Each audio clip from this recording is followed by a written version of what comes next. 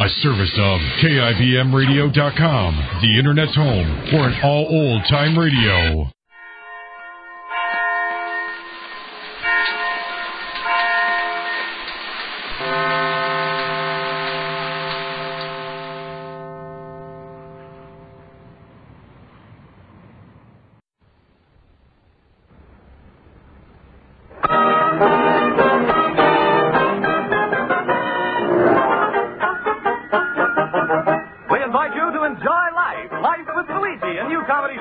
By Cy Howard and starring that celebrated actor, Mr. J.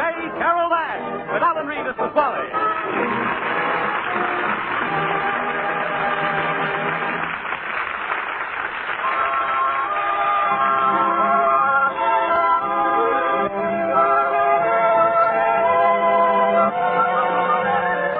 When Luigi Basco left Italy to start his new life in America, he promised his mother that he would write and tell her about his adventures. So now let's read Luigi's letter as he writes to Mama Basco in it.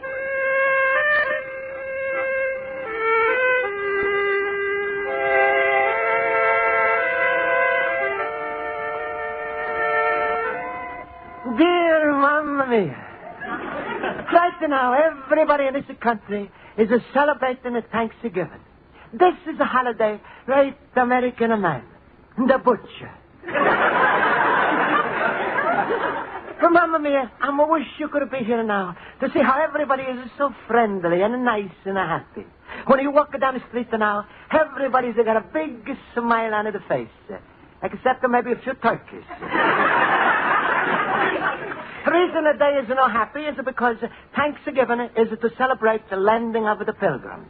When the pilgrims is the first to come here, they was looking for something to eat, so they shot the wild turkeys. Of course, most of the housewives wish the pilgrims would have shot the pork chops.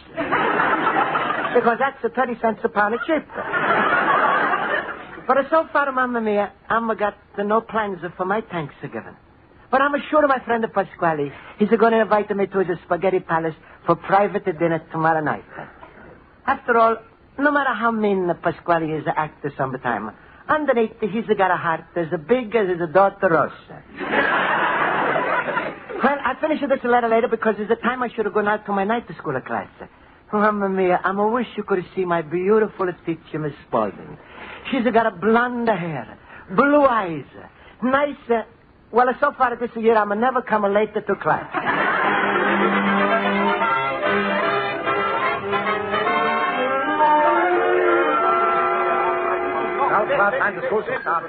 Quiet, class, please. I'll call the roll. Mr. Basco? Here. Mr. Howitt? Here. Mr. Olson? Here. Mr. Schultz? Gobble, gobble. Mr. Schultz, I presume you're imitating a turkey. Gobble, gobble, gobble, gobble. All right, Mr. Schultz, control yourself. Impossible. In this season, a turkey has got to lose his head.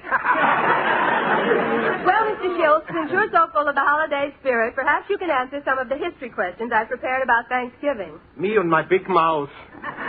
You may tell us, what year did the Pilgrims arrive in America? Miss Spaulding, that question is so simple, I'm ashamed to answer it. Well, all right. What year did the Pilgrims arrive? 1776. 1776? Mr. Schultz, you should be ashamed of yourself. That's what I said. I'm ashamed to answer it. All right, class. Now, who can give me the correct date? 1789, 1812, 1492, 1620. Shift. Mr. Schultz. Mr. Olson, you had the correct date. I didn't hear him say 1492. Mr. Schultz, the answer is 1620. Now, Columbus came here about 125 years before the Pilgrims. There's absolutely no connection between those two events. No connection? Miss Spaulding, what are you saying? If Columbus hadn't discovered America, the Pilgrims would have got here in 1620, stepped off the boat, and fell right into the ocean. Please. Now, class, does anybody besides Mr. Olson know the name of the boat that brought the Pilgrims here?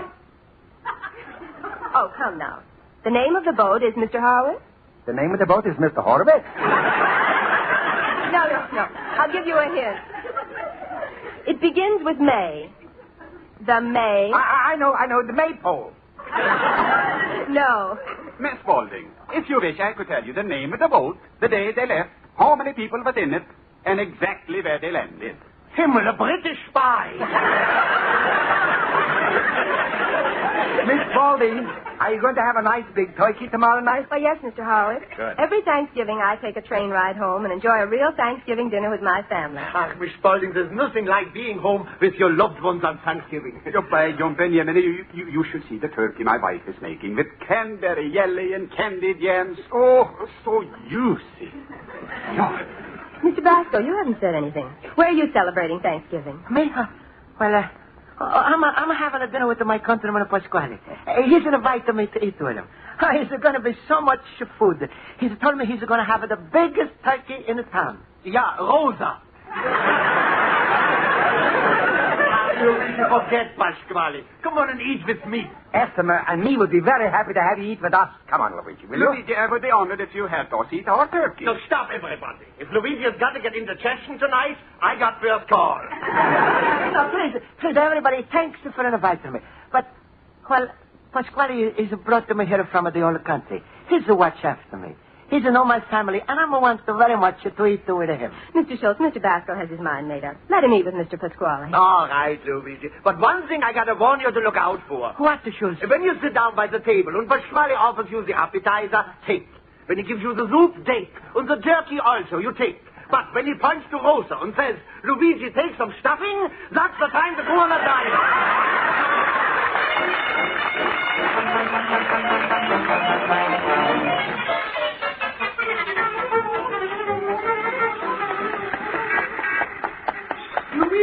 Luigi, wait for me. Oh, sure, sir. Oh, listen to me. I'm puffing like the last donkey on the mule train. Listen, Luigi, I didn't want to say nothing in class, but you didn't fool me. What? I could tell the way from you was talking that Pasquale didn't invite you for Thanksgiving. Oh, but sure, sir. He's just forgot. I'm sure he's going to invite me. When? On Christmas? Now, look, why don't you come and eat with me and my happy little family, huh? Oh, what fun we got. Around the table, we got me, my wife, my 3 children, my brother Ludwig, my cousin Hugo, my uncle Chuck, his 6 kids, my 3 nephews, my grandfather Wolfgang, his girlfriend, and the rest of the family. No, thank you, Schultz. Besides, there's too many people for one turkey. Oh, no, stop. This year we got a turkey twice as big as last year. How big is it? 6 pounds. But, Schultz, how is it possible for so many people to eat the one smaller turkey? Who eats? All night long we got at the wishbone party. We all sit around and wish for a bone. Oh, smile, Luigi. I'm just making fun. You're such a good friend not to worry about me. But I'm sorry, I'm going to say no. Yeah, but Pasquale didn't invite you yet. Sure, I'm no Pasquale. He's purposely not inviting me because he wants I should ask him before he's asking me. So when he's inviting me, it's going to sound like I was begging him, when all the time I'm going to him. No, stop. You're getting me all for shimmers. Well, I got to go now, Luigi, but if Pasquale don't invite you, don't be ashamed. Come to me, huh? All right, sure. And smile, Luigi, smile. Remember, a smile is just like glass wax. You wipe it on, you wipe it off. So be like me, always laughing. Oh, my woman.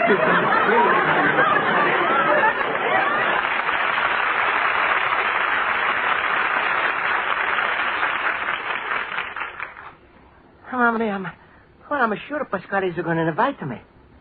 But maybe not. Maybe yes. Could be no. I'm better stop. I'm getting myself all up for shimmel.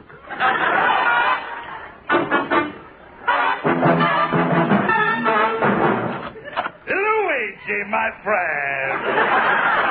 Hello, Luigi. Hello. Hello, Pasquale. Hello. How's it with you, eh? I like it. Hey, what are we laughing about? Well, I guess it's the holiday spirit of Pasquale. Holiday? Oh, yes. Well, if you excuse me, Luigi, I'm going to go back and see how my turkeys are coming along. Oh, it's Pasquale. Huh? What do you want, Luigi? Happy Thanksgiving, Pasquale. Same to you. Goodbye. Pasquale. What? Thanks for bringing me to America. Don't thank me. Thank the boat. Pasquale. Huh? Is a big turkey? You should have seen it. That's a reminder me, Luigi. I was thinking to ask you something about it tonight. Pasquale, your answer is a yes, sir. Good. We send out the wedding invitations right away. You said a yes. I'm a witness. I was asking you to marry my daughter, Rosa. Pasquale, please, don't talk to Rosa now. Let's talk a turkey. Luigi, when I'm talking to you about a Rosa, I'm talking a turkey. Well, Pasquale. But not. Oh, Luigi, you should have seen how it was a waddle around yesterday on those two big fat legs. Rosa? No, the turkey. Look, Luigi, she's crazy for you. Why you don't sneak up behind her, put your hands around her neck and give her a nice big kiss? The turkey? No, Rosa. Pasquale, please, I was coming to your store to talk about a Thanksgiving. All right. I'm going to give you something to be thankful about. You marry my Rosa, I'm going to give you a cash reward. Cash reward? Yes, it's what they call in America diary. On your wedding night, I'm going to give you $1,000. Roses weigh 250 pounds. That means you're getting $4 a pound. But Pasquale, $4 a pound, Luigi. Think of it. That's twice as much as England is a pay for the pound. Well, what do you say, Luigi? Say yes, you got $1,000 on the barrel ahead. Well? Pasquale, keep your barrel ahead. Oh, Luigi, you are sorry specimens of a human being. Huh? What do you mean, Pasquale? After all, without me, you wouldn't be in America. Well, Pasquale, I'm grateful to you for that. You wouldn't be able to enjoy the 4 freedoms. A freedom from poverty, ignorance, fear, freedom from want. What more could you ask for? 5th freedom, freedom from Russia. All right, you're smart. Well, tomorrow night you also could enjoy a 6th freedom. What's that? Freedom from my turkey. Good night.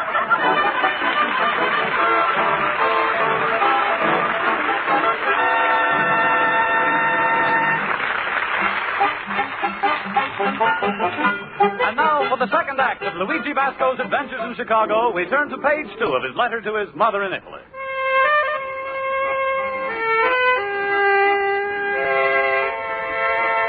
And so, Mamma Mia, is now Thanksgiving evening. Everybody is suddenly acting so nice and friendly. It's wonderful. But I'm feeling a little lonely. Mamma Mia, you see, Pasquale is not inviting me. Oh, excuse me, Mamma Mia. Maybe it's Pasquale coming in now. Come in. Hello, Mr. Basco. Here's your evening paper. Oh, thanks, Danny. Hey, you sell a lot of papers tonight? Well, not so good, Mr. Basco. Well, everybody's rushing around. They ain't got no time to read tonight. All right, then I'd buy extra paper. Why, you don't have to. That's all right. I'm going to wash the floor tomorrow. Hey, Danny. Hey, it's 6 o'clock. Ain't you having enough Thanksgiving dinner tonight? Well, you know I ain't got no folks, and my uncle's working a late shift tonight. Oh, it's too bad. Ain't you having no Thanksgiving dinner? No. Well, happy Thanksgiving, Mr. Basco. Well, happy Thanksgiving, Danny. Hey, Danny, why you rushing? Sit down. Maybe we talk a little bit, huh? Well, I'd like to, but I got to sell these papers. They're the late edition. What if they're already late? It don't matter if they're going to be a little later. Hey, what's the matter, Mr. Basco? You look a little beat. Beat? Yeah, on the ropes. On the ropes? You know, pooped. On the ropes, beat the poops. Hey, sometimes I'm thinking they teach different English in a night school and a day school. That means tired. Oh, so that's the poops. Well, Danny, maybe that's how I'm feeling. And also maybe a little bit to lunch. Boy, I know that feeling. Hey, Danny, how's about do you eat a supper with me tonight, huh? You'll be my guest. Gee, you got a turkey? No, but I'm going to buy one. All ready to eat. Okay, you got a deal. Huh? I said you got a deal. Danny, you're too young to play cards. I mean, okay, I'll eat turkey with you. Oh, well, that's good. Boy, this is going to be fun. Yeah, Danny. It's like magic. 2 lonely people, presto. One little party. Hey, wait a minute. I got to sell all these papers first. Hey, Danny, I'm got another idea. You help me eat the turkey, I'm helping you sell the papers. Well, that's Jake with me. Oh, you got your friend Jake with you. No, that just means okay. Good. Well, here, you give me half of your papers. Hey, but now, what am I supposed to yell? Well, anything, as long as you get him to buy a paper. But it's easy. Huh? Listen.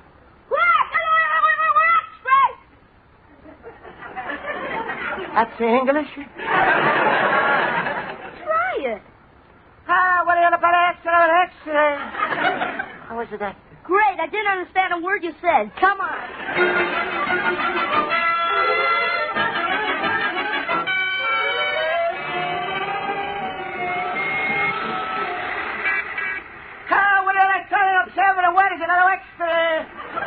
Hey, mister, is that the last edition? No, I've got 3 papers left. I mean, is that the morning paper? Huh? How could it be the morning paper if it's still a night or not? Are you kidding? I always get my morning paper the night before. You mean before something is happening, you already reason about it? Never mind. Let's have a paper. Sure. Happy Thanksgiving it to you. Hey, Mr. Basco, how you doing? Fine, Danny. I've only got the 1 paper left. Well, I only got 1, too. Well, hurry up and sell it. Oh, my God, hurry. The president is declared war. You want a paper? Did you say the president declared war? Sure, here's the paper. Okay, here. Hey, where does it say the president declared war? Well, right to here, you see. President declares the war on the prices. Happy Thanksgiving. Well, I'm a soldier at the paper. Well, how you doing, Mr. Basco? Well, soldier, Danny. All the soldier. Come on, Danny. Now we go to the store to buy the turkey. Hey, whatever, get to your turkey.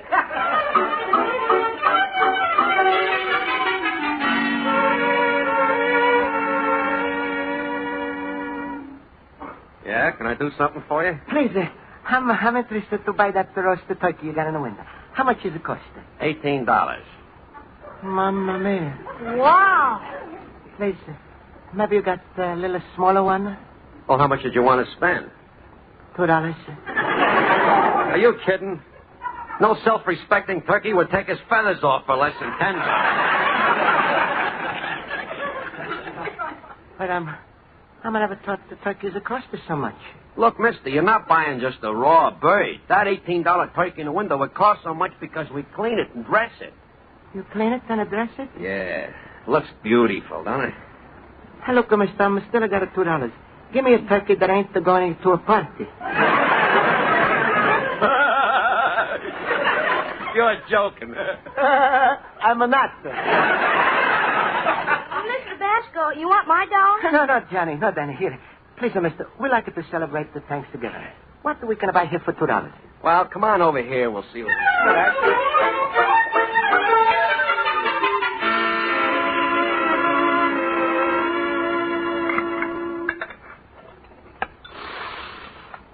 It smells good, huh, Danny? Good. Such a beautiful hot dog. Hey, Danny, we got everything under the table? Yep, baked beans, bread, a potato salad, coleslaw, pickles, spud nuts, and milk. Mamma mia, what the feast. Happy Thanksgiving, Danny. Happy Thanksgiving, Mr. Basco. Well, I'm beginning to carve now. Mr. Basco, how can you carve a hot dog? It's not a turkey. Hey, Danny, you know what's inside a hot dog? No. Anybody else know what's inside a hot dog? No. Well, I'm a no. It's a turkey. Now, which part you want today? White the meat or the black the meat? Well, you're the host, Mr. Basco. You take first pick. Oh, no, Danny. You my guest. Please. All right. I'll take the dark meat. Good. That's the only kind we got. Well, Danny, here. You take one drumstick. I'm going to take the other drumstick. Okay. This is good. And pass some mustard. You mean the cranberry sauce? Oh, yeah. Oh, wait, Danny. Here's your champagne. Oh, the milk. Look at the vintage, Danny. Sparkling Guernsey, 1929. What is it to you, help? Alley up. What's so funny? The bubbles is tickling my nose. Huh? Ain't this a wonderful Thanksgiving dinner, Danny? Is there anything else you could want? Well, yeah. What's that? I wish we had turkey. Oh. Danny, I don't know how you feel, but let me tell you something. Lots of things in a life is depend on how you look on them, how you feel about them. Like they say, it's what's in your mind. In your mind? Sure. Everything depends on the way you think. You want to be big, you are big. You want to be king, you can be a king. Because that's not so good. You never know how long you're going to last. But, Danny, look on that chair over there. Ain't that the most beautiful sofa, the most expensive material that you ever saw? Huh? Look hard and think. Yeah. And look on those walls. Queen of forest, Danny. Beautiful trees. Blue sky. Most wonderful spot that you ever saw. Yeah. And now look on the table, Danny. Look. Ain't that the most beautiful feast anybody could ever have, no matter how much money they would spend? Mr. Basco, Yes, Danny. can I have the wishbone?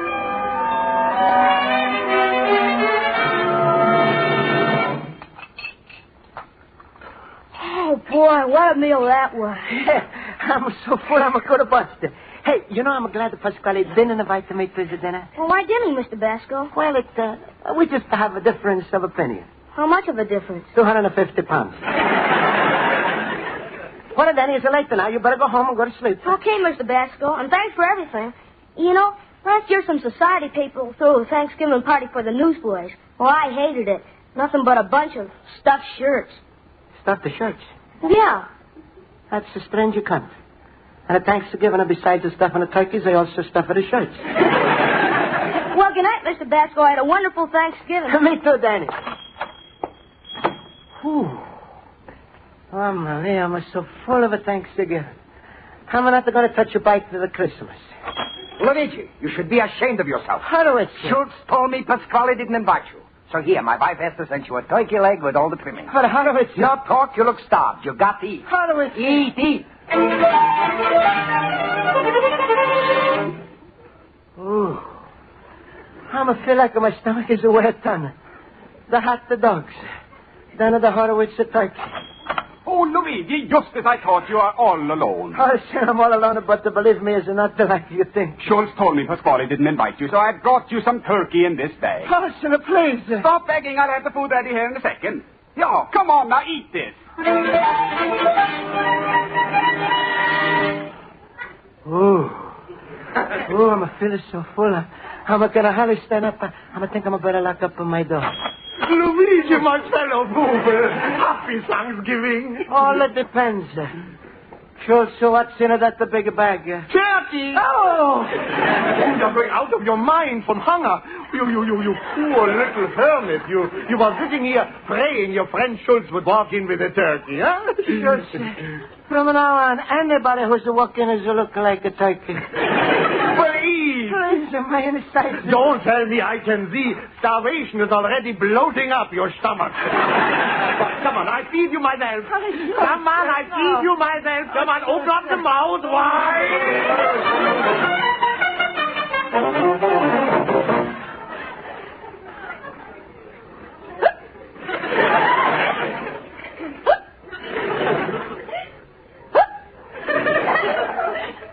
That's the 3 turkeys.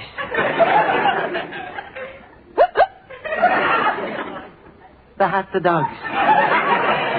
I'm not going to move. I'm not going to take off my clothes. I think I'm going to sleep right under the table. Luigi! Oh, poor Luigi. Look, laying on the floor, weak from hunger. Oh, fella, he's a hiccup from an empty stomach. Luigi, I was a mean man, but I'm going to make up to you. Pasquale, please, be mean. Don't make up to me. Luigi, you're saying that because you're angry with me, and I'm to blame. No, Pasquale, I'm not angry. I'm sick.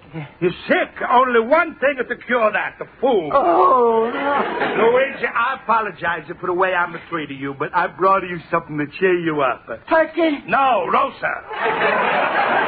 That's the first time in my life I'm glad to see Rosa. Good, then I'm going to call her in. Rosa!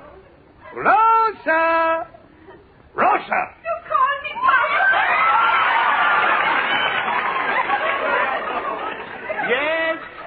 Yes, I'm a calling you, my little pumpkin pie. Rosa, say hello to Luigi.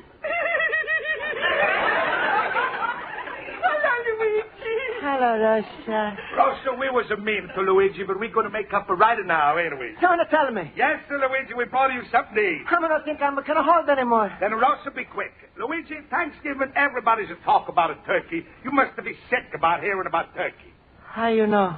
So we didn't bring you any. Oh, Pasquale, you're wonderful. Instead, we got a surprise. Surprise? Rosa, open up for the pasta to show it. Look, Luigi. Mamma mia, back to the hot dogs.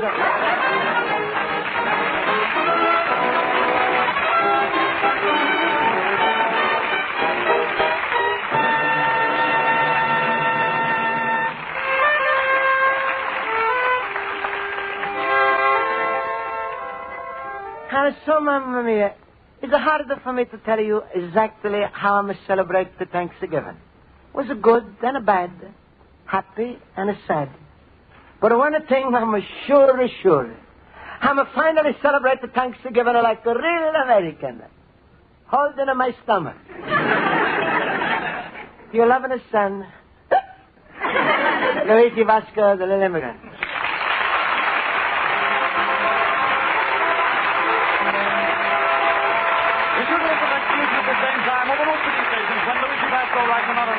Mama Vasco describing his adventures in America. Life with Luigi is a Cy Howard production and is written by Mac Benoff and Lou German and directed by Mac Benoff. J. Carol Nash is starred as Luigi Vasco with Alan Reed as Pasquale, Hans Conrad as Schultz, Mary Shipp as Miss Spaulding, Jody Gilbert as Rosa, Joe Forte as Horowitz, and Ken Peters as Olson. Music is under the direction of Lud Gluskin. Bob Stevenson speaking. Be sure to listen next Tuesday at the same time when Luigi has as his special guest Metro Goldwyn Mayer's new singing sensation, the star of That Midnight Kiss, Mario Lanza. Stay tuned now for Escape. This is CBS, the Columbia Broadcasting System.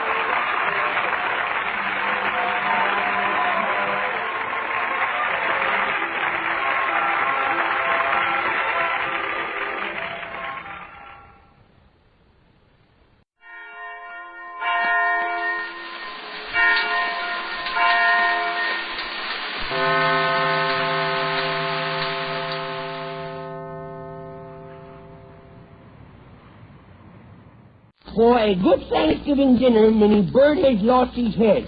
But they never miss them because after all they're dead. But you won't know what you're missing if you don't see Nord.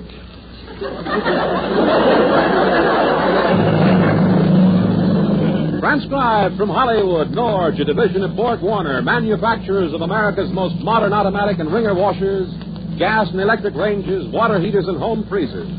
Originators and world's largest manufacturers of self-defrosting refrigerators, Norge presents The Red Skelton Show.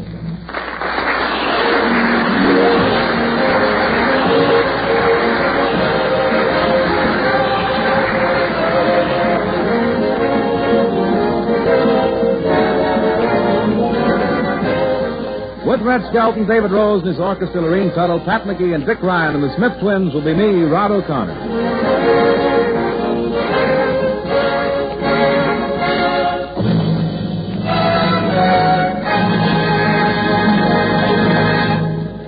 Now the star of our program, MGM's clown, Red Skelton.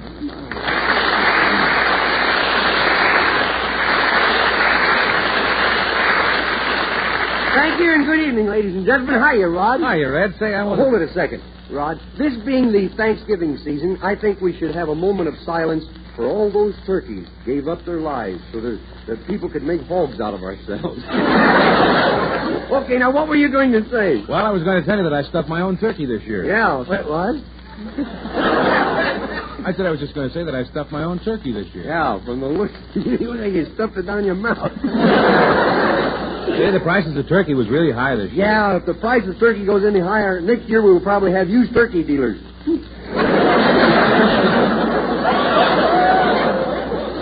You'll have to trade in your old 1951 model turkey to get a 52 model. It costs so much to get a new one.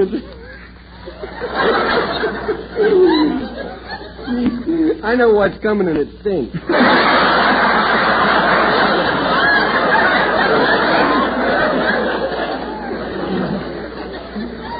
It will cost almost as much as the new ones, and that won't include the accessories such as stuffings and drumsticks. I warned you. Well, how much did your turkey cost this year? Oh, I couldn't afford to buy one this year. The FHA wouldn't finance it. So I just dusted off the one we had last year. You ate a year-old turkey? Sure, I like them better when they're cold. After I finished eating it last year, we put it in what was left in the deep freeze, along with last year's Christmas tree. Is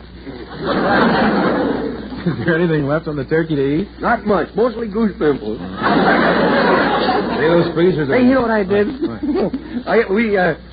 This turkey, one year, we had a turkey. I have a way of getting rid of them, you know. You do? Yeah. What do you mean? I take an axe, see, and I look at the turkey right in the eye, see, and I'll let him watch me. And then he keeps his eye on me, and I run real fast, and he wrings his own neck.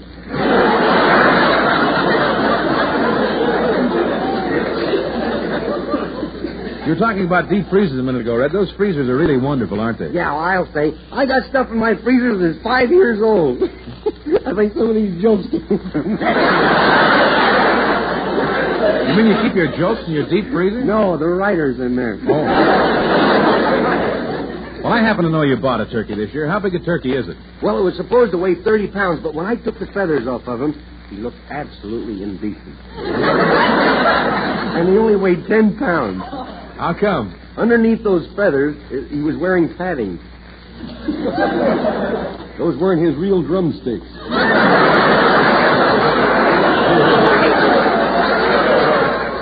Oh, come on now, Rick. You ever see some of these guys around Hollywood with those suits with the paddings in them? They walk around, they take off their coat, they look like the unveiling of a broom.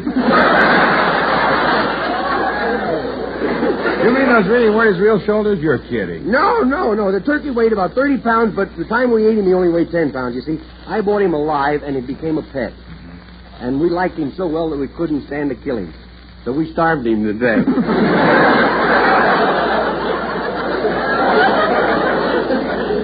In case anyone's still listening, here's the Smith twins to sing Count Your Blessings.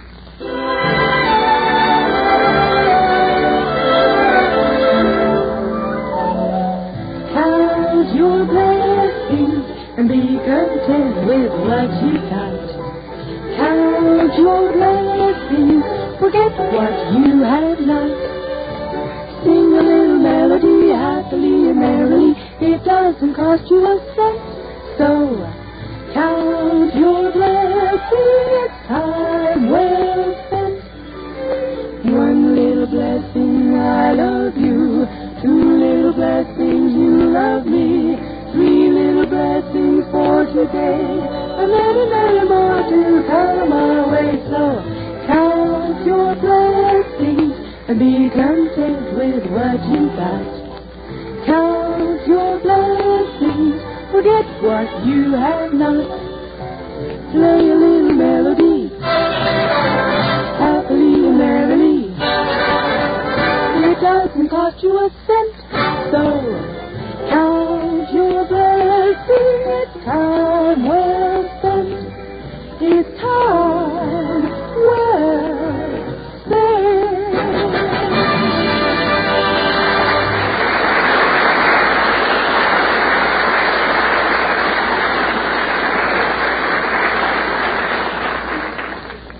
I'll bet you ladies could use some extra help from now on through New Year's. Well, here's how you can get it. Help that never forgets, never talks back, and never gets tired. Get the new Norge 4-way automatic electric range that cooks by remote control. You just tell it what to do by setting the selector switch on automatic. And your Norge will turn itself on at the right time, cook a whole dinner to perfection, then turn itself off again. And it's not just the oven that works automatically. The deep well cooker, the high-low surface unit, and the appliance outlet work automatically, too. And this new Norge is so speedy. The new flat-top surface elements get the heat into the food faster. And there's a super-fast rocket element that gets red hot in seconds. Then there's the big Norge blended heat oven. It not only bakes better, but it bakes cheaper. Actually bakes with the electricity off 3/4 of the time. Why not trade in your old range for a new remote-control electric model now, so you can enjoy it during the holidays? You won't know what you're missing if you don't see Norge.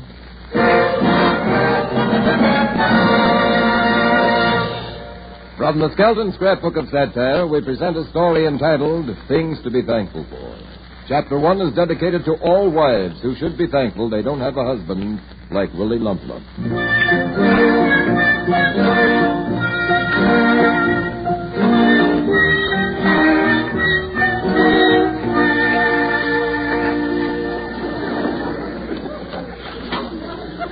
Good morning, Willie. Who's trying to start an argument?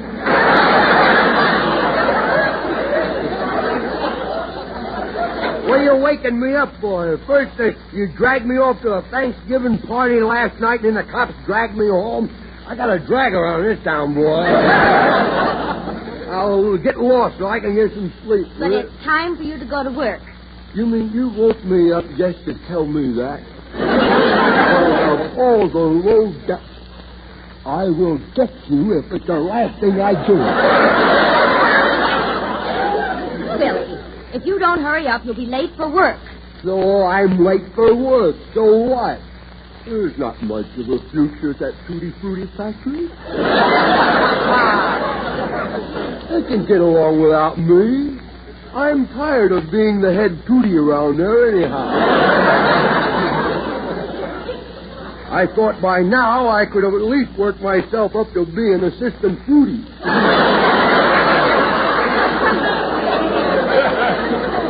You see what I do? When the Tutti Frutti comes by, I separate it. I see that there's not more Tutti than Fruity. And sometimes there's more Fruity than there is Tutti. That's my job. No, I can get along without me very well. Remember, you've got 3 mouths to feed. Yeah? Well, you grow 2 more? I was referring to myself and the other responsibility we acquired a year after we were married. Oh, yeah. Well, look, you tell your mother I'm tired of supporting. Your mother in that Carlsbad tavern that she calls a mouth. As far as I'm concerned, my dear little bride, you can tell her to pack her racing form and get out. Will you please get out of bed? I am sorry. I have so many covers over me, I have to use a bookmarker to find myself. I put too many covers on last night, and they got me pinned down. I'm stuck to the springs. Well, no wonder. You're sleeping under the mattress. I wanted to put my pants under the mattress so they'd have a nice crease in them, see? But I was just too tired to take them off.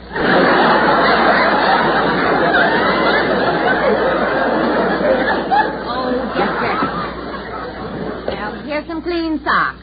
Clean socks? Aren't we getting a little extravagant? Willie, you'll be home early tonight. I'll be home 20 minutes after. 20 minutes after what? After they throw me out of Joe's place. That reminds me, I'm thirsty. Oh, I'll get you some water. I said thirsty, not dirty.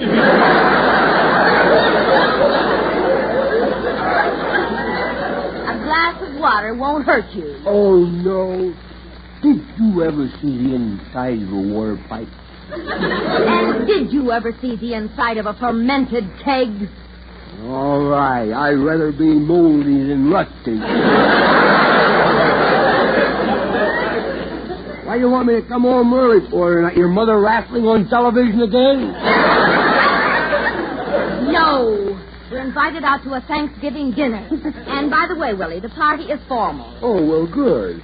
I need a new dress for the party. A new dress? What's wrong with the last dress I bought you? Goodness me. It's out of style. Already? Why, you just got it for MacArthur's speech. The one that he made and he graduated from West Point. Willie, I spend less on an evening gown than you spend in a week at Joe's. Well, I'm glad that you admit that you're all wasteful with money. Well, I guess we'll just have to cancel our date. I refuse to wear my old dress. It makes me look a fright. As long as it's an improvement, who cares? Willie, do you want me to make a good impression? Or maybe you don't. Maybe you'd rather I wear old rags. or go in a gunny sack. You would look good in a gunny sack. Well, match that potato head you got. Besides, my bank account is getting pretty low. Low. Have your checks been bouncing? Bounce, I got news for you. The last month, when the bank returned my check, the mailman dribbled it to the door. Really, must you yell? You want all the neighbors to hear you? I don't care if they do. I don't have to impress people. I don't have to impress people, especially neighbors. Always peeking over the fence, borrowing sugar, everything. And I don't have to impress people. You said that twice. I said what? You don't have to impress people. That's what I just said. You and your big mouth. My mouth isn't big. Oh, no?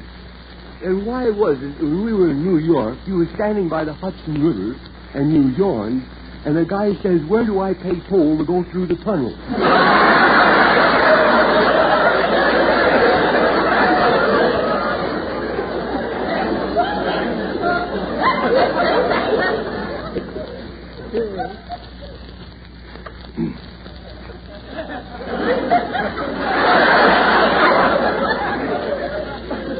What did you say?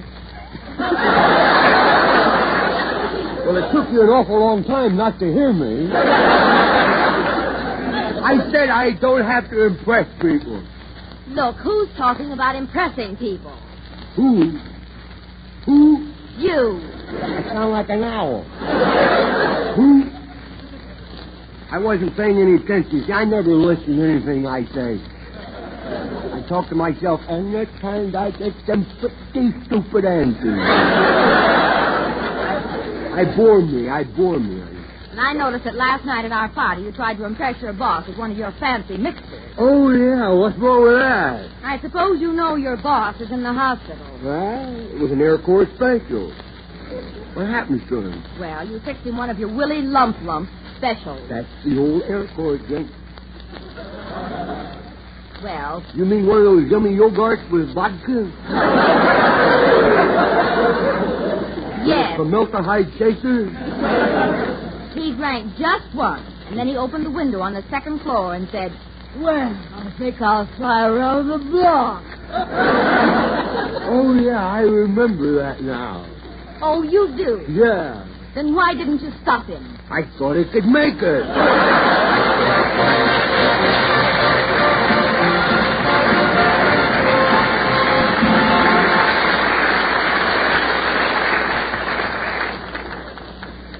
And now here's David Rose and his orchestra playing their arrangement of All the Things You Are.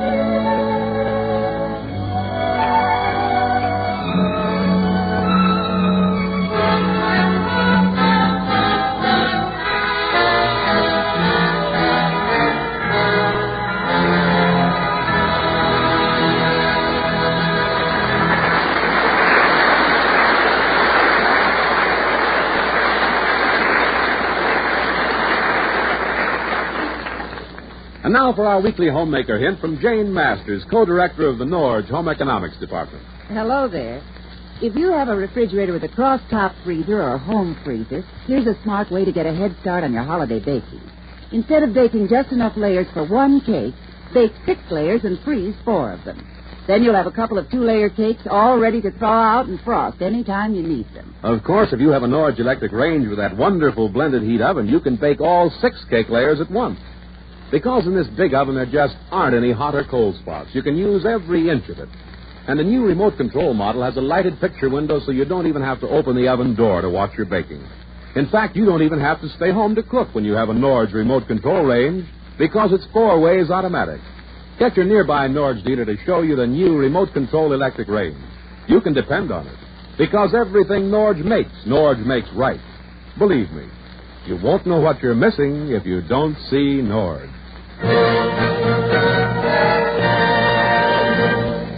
Chapter 2 of Things to be Thankful For concerns a punchy fighter who should be thankful he's still alive, Cauliflower McPug.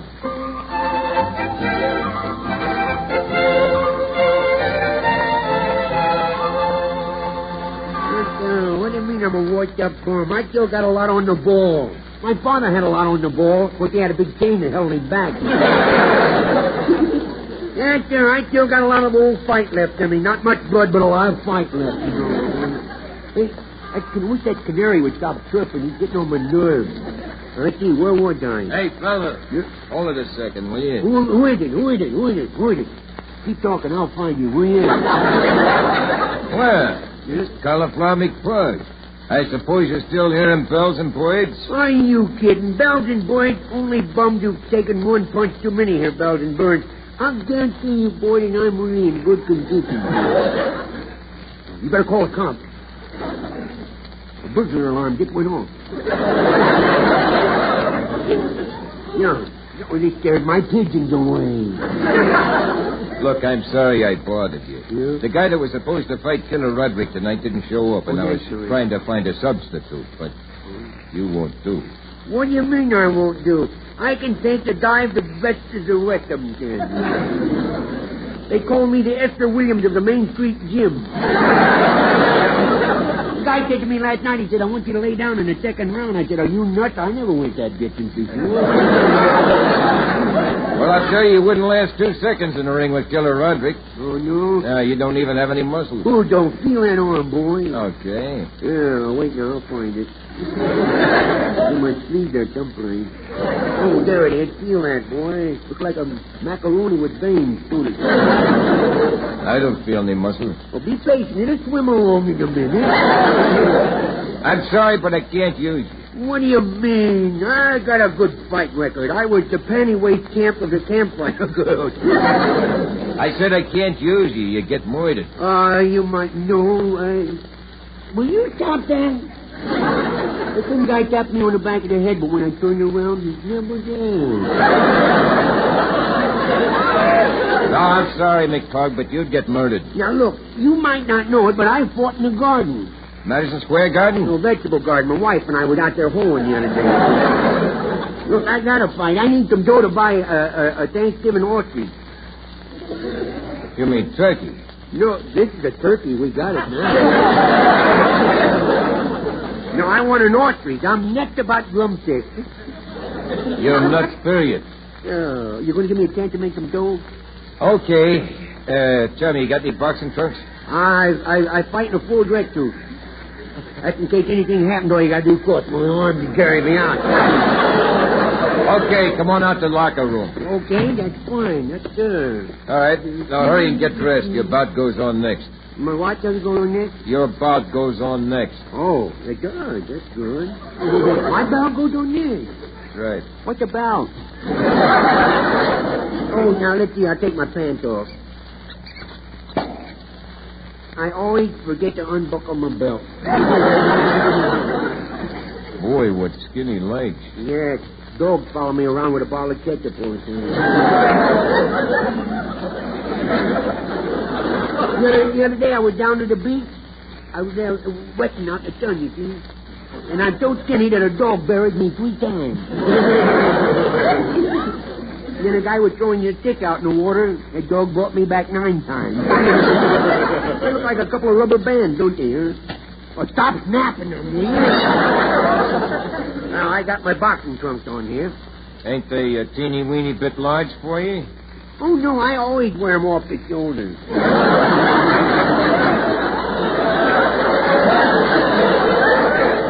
All right, come on, this way to the ring. Okay. I'll show you some class, boy. Watch me jump over the rope. Go ahead. Watch me crawl under the rope. Ladies and gentlemen, in this corner, at 122 pounds, 8 ounces, California McCloud. Oh, they're with me. The crowd's with me. I can see it. And in this corner, at 210 pounds, Killer Rodriguez. This fight is scheduled for 10 rounds.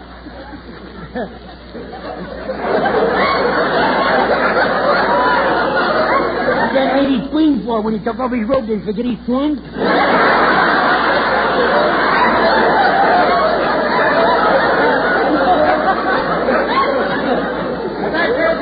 This fight is scheduled for 10 rounds. But we know, don't we, folks? All right, boys. I'm glad you like it. I mean... Now you know the rules. Yeah. I want you to fight clean. And remember, Cauliflower, I want you to put up a good showing. Oh, well, you can count on me. I expect to. Now then, shake hands, and when the bell rings, come out fighting. Why can't I come out fighting? I'm not mad at this guy. California, you all right? Yeah. Give me a chance to get my breath, will you? That's a long walk from the center of the ring, you know. Boy, the next time I'll be carried out and I won't have to walk, you see. I wish there was something I could give you that would keep you from being hurt. Well, the matter of fact there is. You don't happen to have a ticket to Honolulu, do you? Here, put these rubber teeth in your mouth. Oh, thank you. Cauliflower, you weren't supposed to swallow them. They were to protect your real teeth. Well, my real teeth will be down there and with them in a few seconds. Now, look, keep calm. Yeah? And don't let his muscles fool you. Oh, they don't fool me. They're real. I heard that dame scream. Oh, there goes the bell. Hey, come back here. The bell didn't ring yet. What was it, a fire alarm? Be calm. Well, go on, Cauliflower. Did you hear the bell? Of course I didn't hear any bell. What do you think, I'm pointing or something? He's coming after you. Get in your best fighting position. Okay, I'll stretch out on the floor. I'll pick him. Oh, go on, Killer. Let's see you hit me. Come on, boy. Okay, Puny, try this on for size. Get up, Cauliflower. Get up. No, I can see the fight much better from the third row here. I'll pick this guy up, big bunch of flab. That's right, Cauliflower. Keep away from him. I am. Keep away from him. I'm trying to. That's why I'm crawling under the canvas here. Keep moving, Cauliflower. You're doing swell. I am, huh? After this fight, you'll go places. Yeah, to the board. Take that. And that. And that. Punches. Huh? Some punches there. You don't see any of them going by me, do you?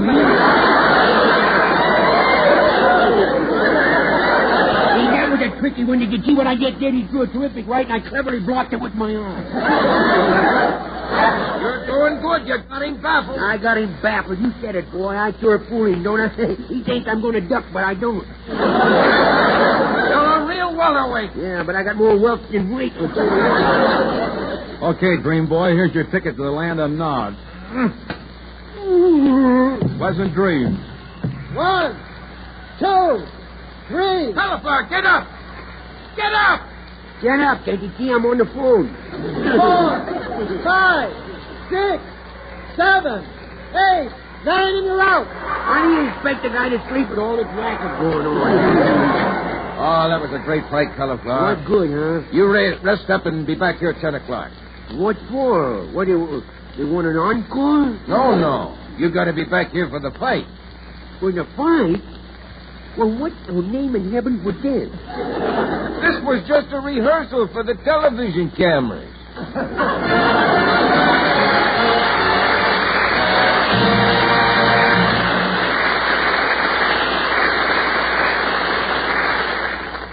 This is Rod O'Connor saying, remember, in refrigerators, home freezers, gas and electric ranges, washers and water heaters, everything Norge makes right. Stop in at your Norge dealers and see the new Norge remote control electric range that bakes, broils, boils, or simmers automatically. Turns itself on, cooks dinner, and then turns itself off again while you're out. The range that gives you 7 faster cooking surface heat speeds. The range that's so thrifty it bakes with the electricity off 3/4 of the time. Yes, you better see the new Norge 4-way electric automatic range at your Norge dealers right away. And now until next week. This is Red Skelton saying thanks for listening and reminding you that you won't know what you're missing if you don't see Norge.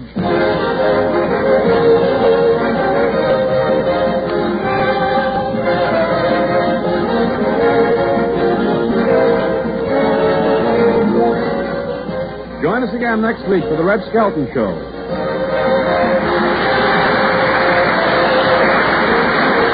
Red Skelton is heard in this program through the courtesy of Metro-Goldwyn-Mayer Studios. This is a copyrighted feature transcribed from Hollywood.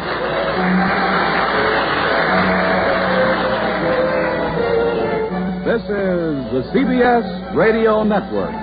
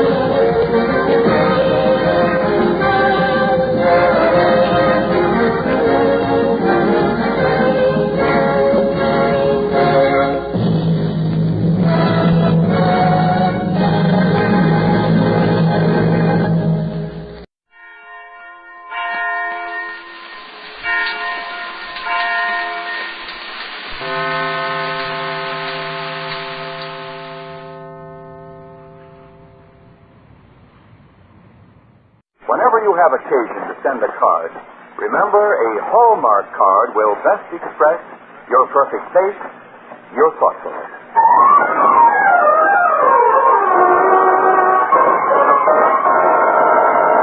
The Hallmark Charlotte Greenwood Show. And here she is, that lovable lady of stage, screen, and radio, Charlotte Greenwood.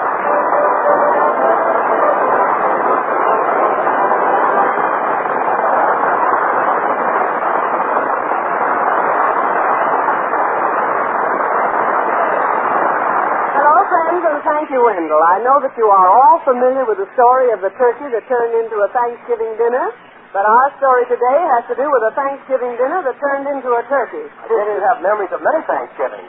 Yes, especially one. I was playing in vaudeville. The theater was giving away a turkey. And when I came out on the stage, somebody in the audience said, "My, it's a big one, isn't it?" Quite an experience, Mrs. Greenwood. Yes, and it isn't Mrs. Greenwood, it's Miss Greenwood. I'm sorry.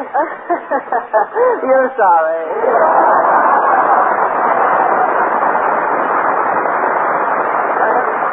Charlotte Greenwood has as her special guest today the distinguished actor, one of the stars of Metro-Goldwyn-Mayer's Weekend at the Waldorf, Mr. Edward Arnold. Yes, ladies and gentlemen, Charlotte Greenwood is brought to you this Sunday and every Sunday at this time by the makers of Hallmark greeting cards to remind you that whenever you want to remember someone, you'll find a Hallmark card that says just what you want to say the way you want to say it. So when you choose a card, look on the back for the 3 identifying words, a Hallmark card. Yes, don't forget, a Hallmark card will best express your perfect taste, your thoughtfulness.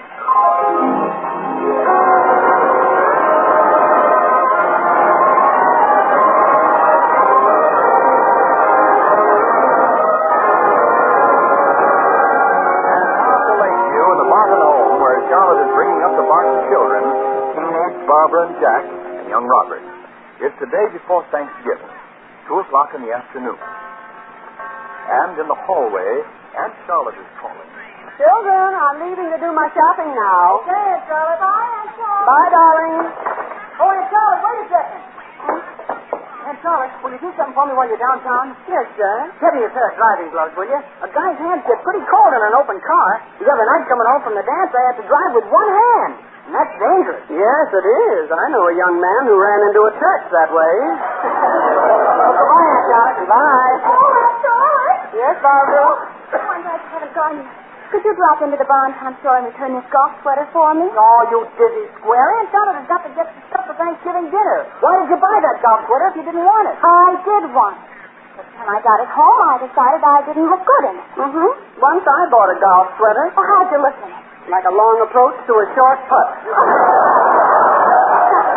Aunt Charlotte, why do you always say those things? Well, you got $1 million figure. Ah, now that's what I call inflation. Well, where's my shopping list? Aunt Charlotte, with such a crowd for dinner, can't we have 2 turkeys? Why, besides the family, there'll be Gertrude Gleason, Mr. Reynolds, and Jeff Crawford. Jeff Crawford? Who's Jeff Crawford? A very special friend of mine from Mound City College. Student? No, he plays football. Oh. Plays football, huh? Never heard of him. Well, for your information, he's one of the greatest players Mound City ever had. One of the most exciting things in football is to watch one of those long runs for a touchdown. Oh, it's certainly thrilling to watch. But it must be nerve-wracking for the players. Why? Well, do you ever think what it would be like to have 11 men run after you? Do I? Oh, maybe that's Jeff Crawford. Hello? Oh, yes, he's right here. Aunt Charlotte is still place at the Town and Country Market. Why don't you just ask him if we can get 2 turkeys? Mm-hmm. Hello, Phil. Do you suppose that we could have 2 turkeys instead of 1? Yes, I know turkeys are short. That's why I thought we'd have 2 short ones instead of 1 long one. But still, I put in my order a week ago. All right, I'll come in. We can't get 2? We can't even get 1. They haven't anything but chickens. Chicken on Thanksgiving? Well, I'll have to hurry even if I'm going to get a chicken. Oh, who wants to latch onto an old chicken anyway? Now, let's not discount our chicken before it's latched. Oh, but Aunt Charlotte. Now, children, I've got to get started. Are you still here, Aunt Charlotte? Yes, Robert, but I'm leaving right now, dear. Hey, that's my rain jacket you've got on. You take it off. Oh, I'm not hurting. You take it off. All right, I'm taking it off. Hurry up. Oh, now, Jack. But he isn't supposed to wear my rain jacket. Well, he's only wearing it for your own good. My own good? To keep your new tie from getting all wet. Oh. My new tie. This is my new tie you've got on. Well, this isn't funny. Now, you take that tie off, too. What? You weird. Now, Robert, your brother is right. Now, you shouldn't have taken his things. Well, why don't you wear your own raincoat? I couldn't find it. Anyhow, if I had a jacket like this, I'd let Jack wear it. I'd give him anything I have. I'd give him my automobile if I had one. Might go watch the diamonds on it for even $10. Would you give Jack your bicycle? Why, you're not fair. You know I've got a bicycle. That's exactly the point. Being generous with what you haven't got doesn't count. No. A fellow who's really regular gives you what he has got. Yes, and you being regular, Jack, of course you'll give Robert the tie. Well, sure. No, I mean... Especially when you have another tie exactly like it. Well, yeah, but... You know, Jack, there might be a certain wisdom in not sharing when there isn't enough to share, but the person who won't divide up when there's more than enough, who has 2 when he only needs 1, not only being a little bit stingy, but a little bit short-sighted. He isn't helping the other fella, and he isn't helping himself, you see that? Yeah, sure, but... Okay, Robert, you can have the tie. Can I? Thanks, Jack. I'm sorry I got short. I guess I kind of messed up your deal, George. I'll go and straighten it out. Thanks, I'll help you. Barbara, I'll stop and pay for the chickens, and when they're delivered, will you put them in the refrigerator? No, I don't. Now, I have got to go. I shouldn't have said that. Good afternoon, Miss Greenwood. Oh, come in, Mr. Reynolds. Hello, Mr. Reynolds. How do you do? Oh, you going out, Miss Greenwood? Well, I was just about to do my Thanksgiving shopping. I hope you have enough points. I have, but they stick out in the wrong places.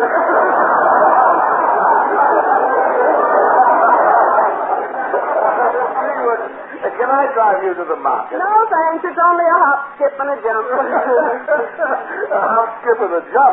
Miss Greenwood, you're exaggerating. It's 2 miles. I am exaggerating. With my legs, it's only a hop and a skip. My gracious. Thanksgiving isn't tomorrow, is it? Or is it? You mean you don't know when Thanksgiving is? You haven't been looking forward to it? Well, I have too many important things to think of to bother making a big fuss over Thanksgiving. Well, it's important to give thanks for our blessings. Yeah, it's a pretty sentiment, Miss Greenwood. But have you ever looked around the world as it is today and counted your blessings? Oh, yes. I have so many I stopped counting and give more time for thanks. Well, that's very fine. But you'll have to take a little time out to look over these papers. As long as you're going out, I'll leave them with you. We can discuss them some other time. They're the figures on the school lunchbox service. Oh, that's making real progress, isn't it? Oh, definite progress toward bankruptcy. Miss Greenwood, why do you put so much food in the lunchbox? Well, can't we be a little generous? Generosity, Miss Greenwood, is an admirable trait for those who can afford it, who can throw money around. The Barton estate can't throw money around. You can't afford to be generous. Oh, Mr. Reynolds, we can't afford not to be generous. Generosity is the soundest investment in the world. Miss Greenwood, your head is way up in the clouds. You're like everybody else. No, I'm different. What do you mean? My feet are on the ground at the same time.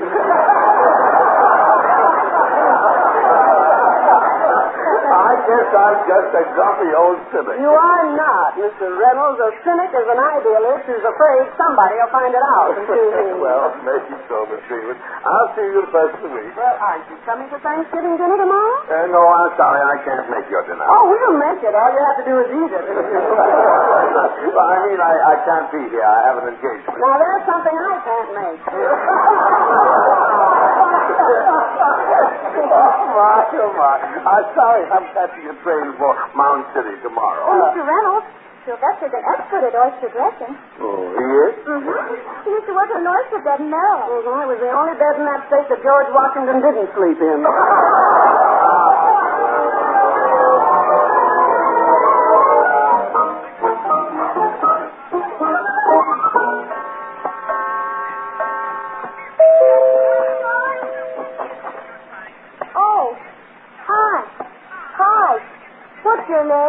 Bobby. Mine's Dick. My regular name's Ricky. Mine's Robert. Your mother and father home?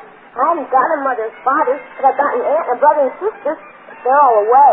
Yeah? Yeah. I haven't got a father and aunt or a brother and sister, but I got a mother. We live in the country. Yeah? Yeah. We live right here. Papa Sylvester, there's 5 of us and we're all at home. That's tomorrow. We're having chicken for dinner. Yeah? Yeah. We never have chicken. Never? Never. Gee, I'd invite you for dinner when we were having some other company. Oh. You got any leaves to be raked up? I'll get a dime for raking leaves. Well, all leaves are raked, but it's up to rake somebody else's. Yeah? Yeah. Okay, come on. Okay.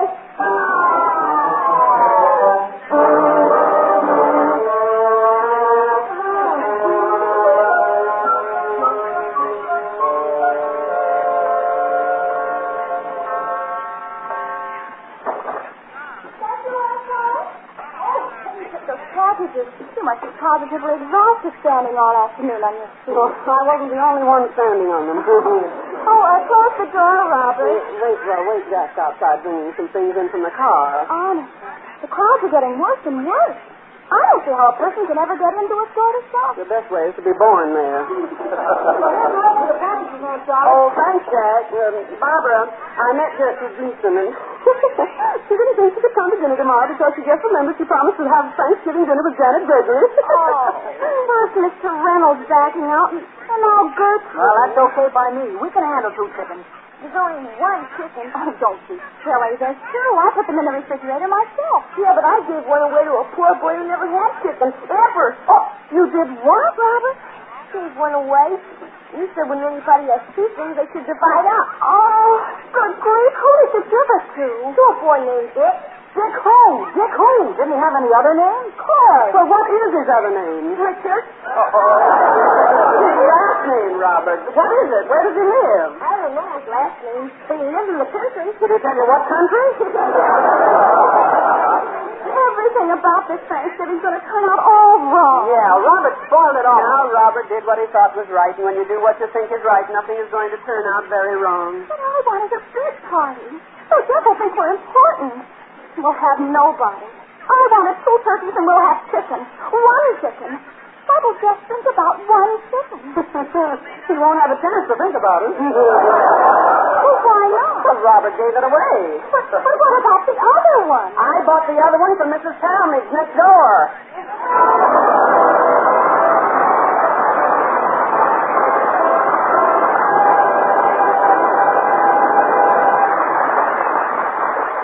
This Thursday, Thanksgiving, many of us will visit with dear ones we seldom have a chance to see. It'll be good to renew the old ties and to know that after this happy reunion, there's a way we can keep in touch regularly. Yes, by sending greeting cards. For a thoughtful card is a visit in spirit that we can enjoy not just at Thanksgiving, but all through the busy year. At your Hallmark dealers, you'll find cards that are appropriate for every occasion. Distinctive cards for remembering your family and friends on special days, such as birthdays, wedding days, anniversaries. Cards, too, for every day, just to say I'm thinking of you. There are lively Hallmark cards that are clever, humorous cards.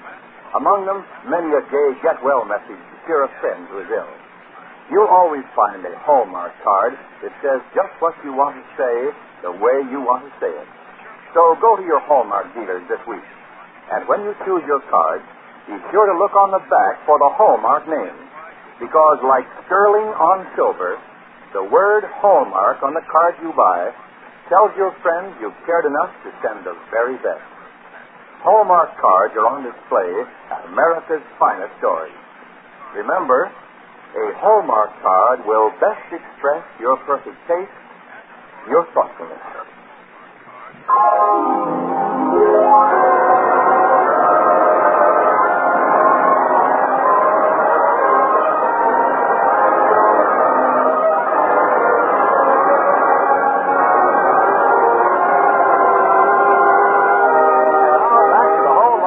GREENWOOD show. We find the Martin household in quite a state of excitement. For unable to buy a Thanksgiving turkey, Charlotte bought a chicken, and then Robert gave it away. It's now Thanksgiving Day, and since early morning, Aunt Charlotte has been telephoning every poultry shop in Lakeview, hoping to find one open. She's just about to give up when... Hello? Hello? Oh, thank goodness you're open. Have you a turkey? The name is Greenwood. Miss Greenwood. Miss Charlotte Greenwood. Look, I don't want to be introduced to the turkey. I just want to buy it. Oh, you haven't? I know the cash and carry would have one. Well, have you a nice chicken? I see. Hello, wait. Have you a duck? A duck? A duck. You know, it's like a chicken only with snowshoes.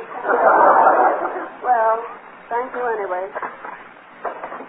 Oh, here comes Sylvester and he started. He started all wrapped up in a big pack. Oh, at last. Oh, good old Sylvester. I had a hunch he'd come through. Oh, well, Miss Greenwood. What's the get, Sylvester? What's the get? Cash and carry. Oh, I told you, Aunt Charlotte. Sylvester, what made you go to the cash and carry? I don't know. Just did. Oh, you got intuition just like a woman. Intuition? Yes, Sylvester, that's a feeling which tells a woman she's right. Oh. Even when she's wrong. Oh. Now, did you get the oysters for the dressing? Nope. Ain't necessary. Huh? Well, what about the cranberries for the cranberry sauce? Ain't necessary. Dressing and cranberry sauce aren't necessary for the turkey? Why? Ain't turkey. No. What? It isn't turkey? Mm-hmm. All I could get was bologna. Almost couldn't get that. Why not? She couldn't spell it.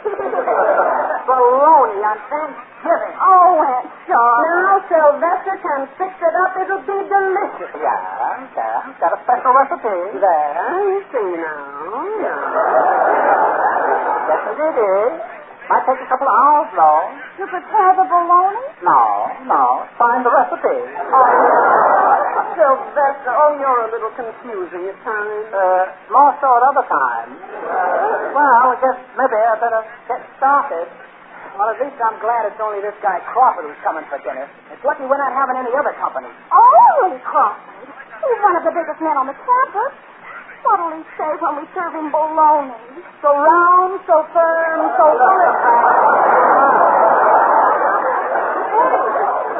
It's after 11 o'clock. We better go upstairs and change clothes. Aunt Charlotte, it's just that here before I change.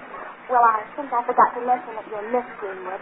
Will you bring it to his attention sort of discreetly?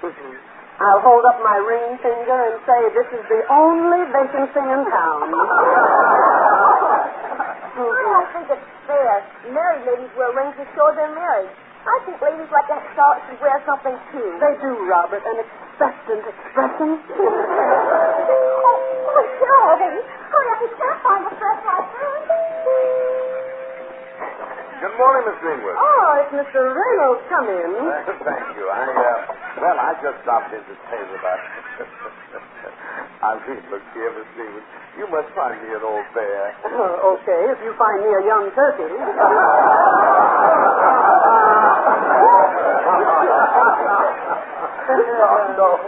I mean, I've acted like an old bear. I've growled and snarled and lost the temper. Only when you're hungry. Yes, I know. And how silly it must look, a man putting his stomach ahead of everything. It might look a lot sillier if it were anyplace else.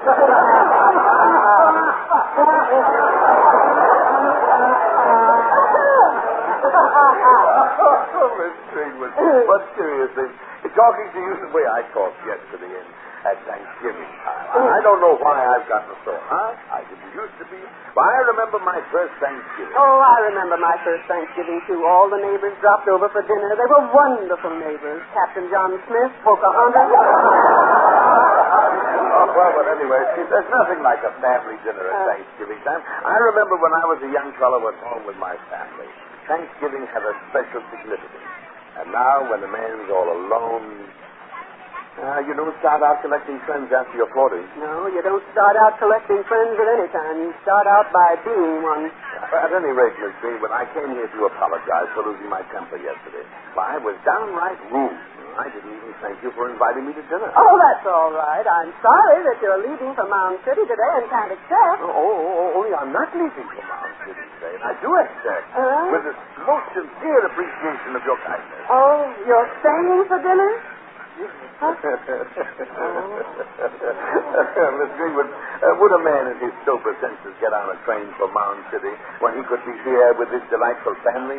Would a man give up the chance to enjoy a big, fat turkey with crackling brown skin crammed full of stuffing and dripping with juice? If he would, I'd be very much surprised. I think he will be. The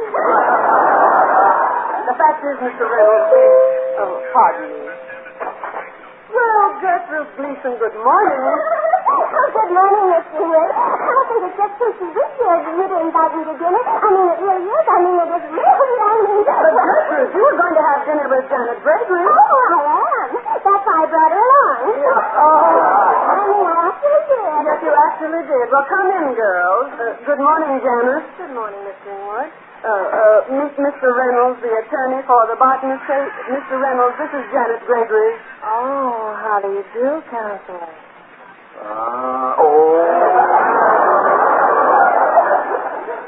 How are you, Miss Janet? Simply super, Mr. Reynolds. Oh, and this is Gertrude Gleason. Oh, hello, Mr. Reynolds. Hello. Miss Janet, I wonder if you said... Mr. Reynolds, I just adore lawyers. Yes. Now, as I was saying, Miss Janet... Don't hesitate to ask, Mr. Counselor.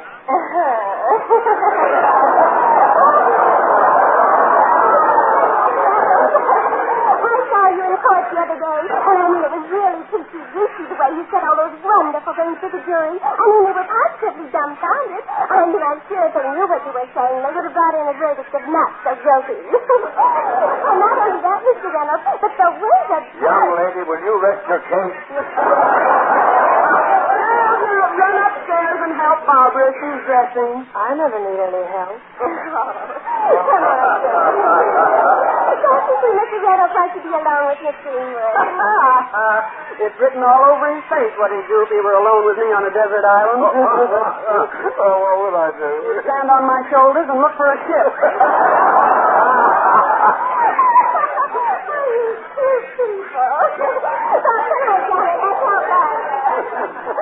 Well, of all the inane, empty heads... Now, don't lose your temper. Oh, I forgot. The sad truth is I'm getting hungry. You know, I'll feel better after I've sampled that turkey. Well, the truth is, Mr. Reynolds, close the door. Hi, I'm Jeff Crawford. Say, I'll bet my last dollar you're Barbara's Aunt Charlotte. Well, son, you've been saved from financial ruin. That's right. I'm Miss Greenwood, Barbara's aunt. Sure. Anybody could tell. Dan would only want one look at you. That's all he can take. Come in, anyway. Mr. Reynolds, this is Mr. Crawford. Jeff is the captain of the Mound City football team. Yeah. Say, Mr. Reynolds. How do you do? Hey, wait a minute now. Just a minute. Wait a moment.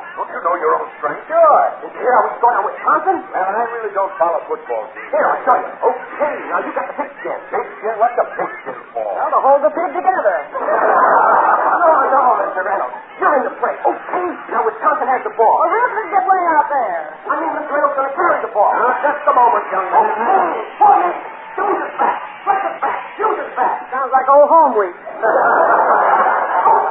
the ball is snapped. Come on, come on. I see no reason why I should come on. I'm going to throw you for a walk. You got the ball. Look out. Here I go. Let go of my leg. Will you let go? You want to see Wisconsin tonight. You Wisconsin got having the ball. I didn't think you do it. Well, you don't have to knock him down for that. Anybody can make a mistake. Okay. Let's see. Yellow? What? Oh, this is not a nonsense. I guess you're 2 weeks before dinner. Dinner? Well, that's what I've been waiting for. Say there, Miss Greenwood. There's a big, juicy roast turkey coming up. Miss Greenwood, about the bologna I was fixing for dinner. And oyster dressing and cranberry sauce and, what did you say, bologna? We're having bologna for dinner? No, I started it. Victor, what happened? I don't know. Well, we haven't anything to take its place. What are we going to serve? I don't know. Oh, how could anyone be so stupid? I don't know. But it ain't easy. Hello, everybody. Sorry I'm late. Hi, everybody. Hello, everybody. Boy, am I starving. Dinner ready? Ready.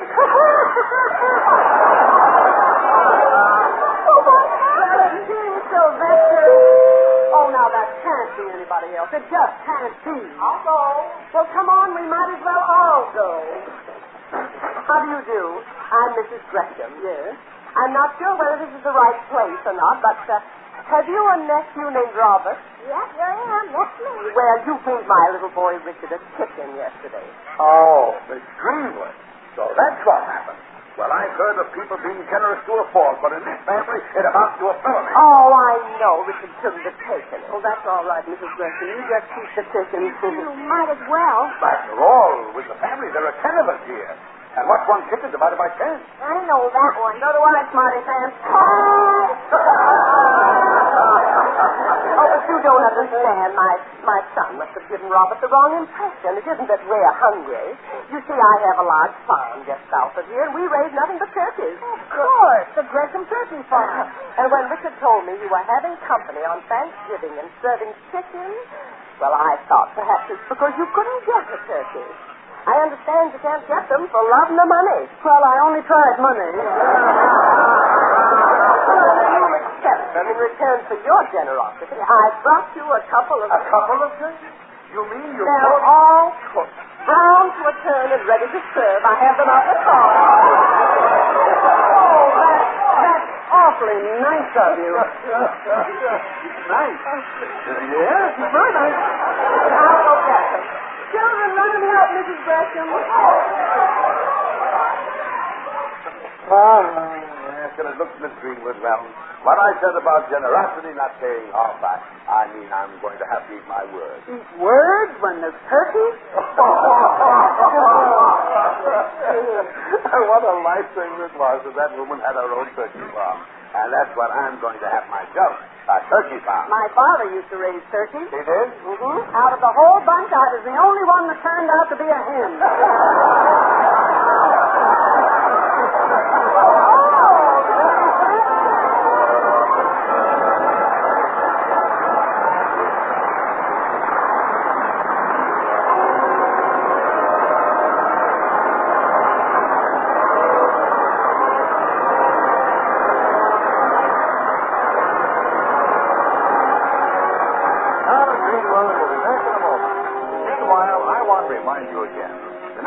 You buy a card for any occasion, look on the back for the identifying word, a Hallmark card. Hallmark. A Hallmark card. Like sterling on silver, those 3 words are your assurance of finest quality. They tell your friends you cared enough to send the very best. Yes, a Hallmark card will best express your perfect taste, your thoughtfulness. And our Charlotte Greenwood. Friends, I know we all have often thought Thanksgiving is more than food. It's time set by to give to God our prayers of gratitude. But what Thanksgiving also means, I realize more each year, is that we share the best we have with those we hold most dear. For through our feast, we ask old friends and recent ones as well. And as we dine, we hear the news that each one has to tell. We hear each one's accomplishment, his hopes, or his success. And in the spirit of the day, we share his happiness. Now, wouldn't it be sensible if we could keep that mood and share those joys throughout the year, not just with one day's food? There is a way to share with friends, no matter how remote, and you can do it any day. Just send a card or note.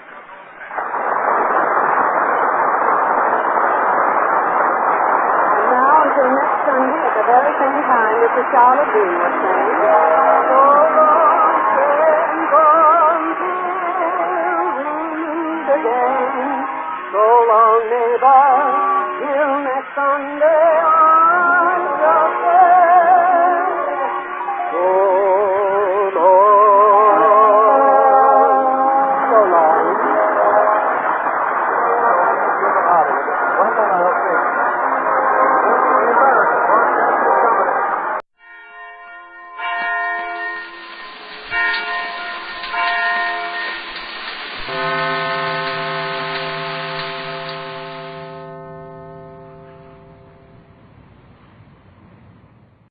Your Coca-Cola bottler presents Claudia.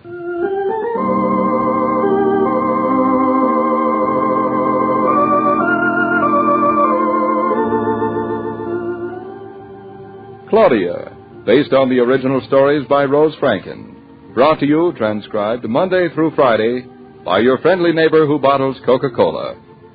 Relax, and while you're listening, refresh yourself. Have a Coke.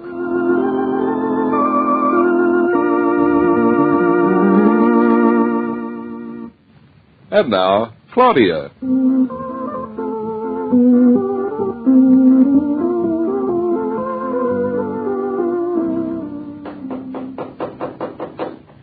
Oh, David, I wish we could stay here and finish unpacking before we go to Julian Hartley's for dinner. I wish we could stay here, period. The sun shining in the living room, Shakespeare sleeping on the good chair.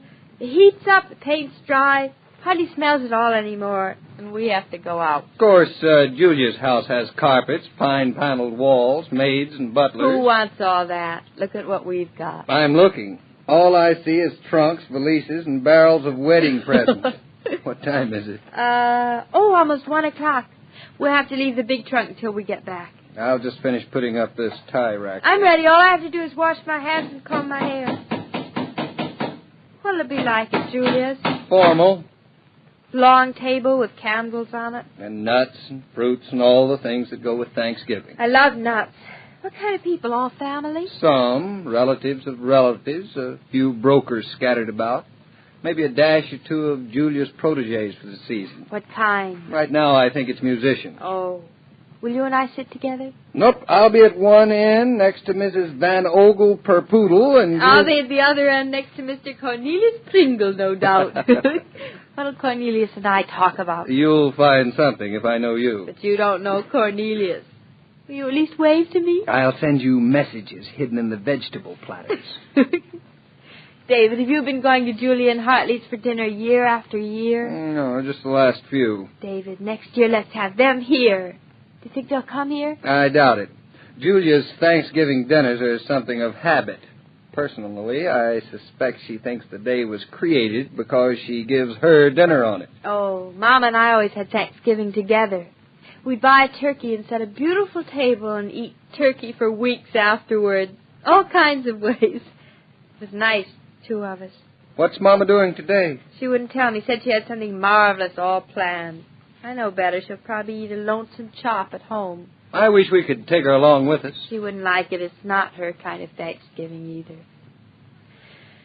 David, does Hartley like that kind of stuff? After all, he's your brother. He must like it. He married to it. Hmm. Come on, let's get started. You can put on your coat in the hall. I'm ready. I left a little saucer of milk for Shakespeare.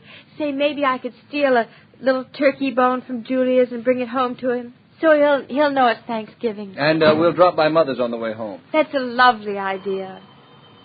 David, that's our telephone. Too late. We're gone. No, we're not. I can hear it. Claudia, you're not going back in there. The elevator's coming. I just let it ring. Maybe it's important. Maybe it's Mama. All right, go on in. I'll wait here. Quick, David, open the door before it stops. I'm coming. Hello? Yes, this is Claudia. Oh, Hartley, we're just on our way. We'll be right there. What? No, you mean the whole party's been called off? Oh, Hartley. Of course we're Maddie's night. Don't you worry about us. What are you going to do? Don't you mind? Oh. Well, if you talk to Julia, tell her we hope her aunt will be all right. And Hartley, happy Thanksgiving. Goodbye. David, tell the elevator man he can go down again. Hurry up. Come on back here. We're not going. We're not what? We're not going. That was Hartley. Julia's aunt was taken very sick suddenly, and I think she's dying, poor thing. Anyway, she had to go to Boston to be with her uncle. Who, the aunt? No, Julia. And he couldn't call us earlier because he only had our old number. Who, the uncle? Oh, silly Hartley. Hartley, not the uncle. So he got hold of Roger, and he gave him our new number. Who, Roger or Hartley? You've got me all mixed up. Roger or Hartley what? Gave who our new number? Roger gave Hartley, of course, so he called and we don't have to go and have Thanksgiving dinner. Isn't it wonderful? Yes, let me catch your breath. Are we lucky? But how is Shakespeare going to know it's Thanksgiving without Julia's bones? Because we're going to have Thanksgiving dinner right here. We are. On what? On the big trunk. I mean, with what?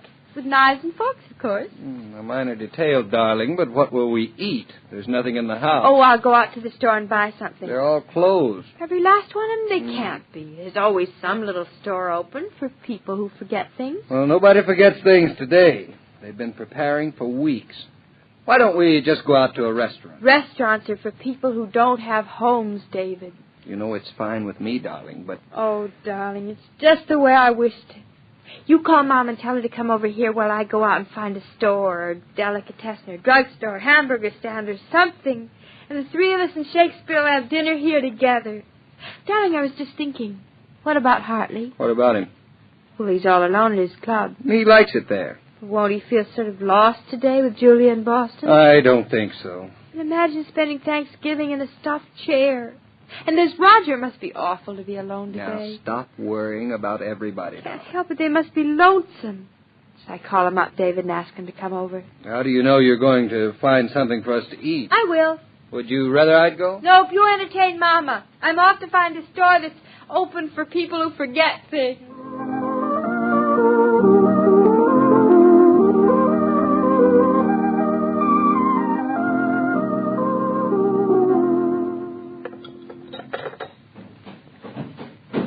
What do you think has happened to her, David? Oh, she'll be along. She's had time to go from here to Kalamazoo and back. You know your daughter.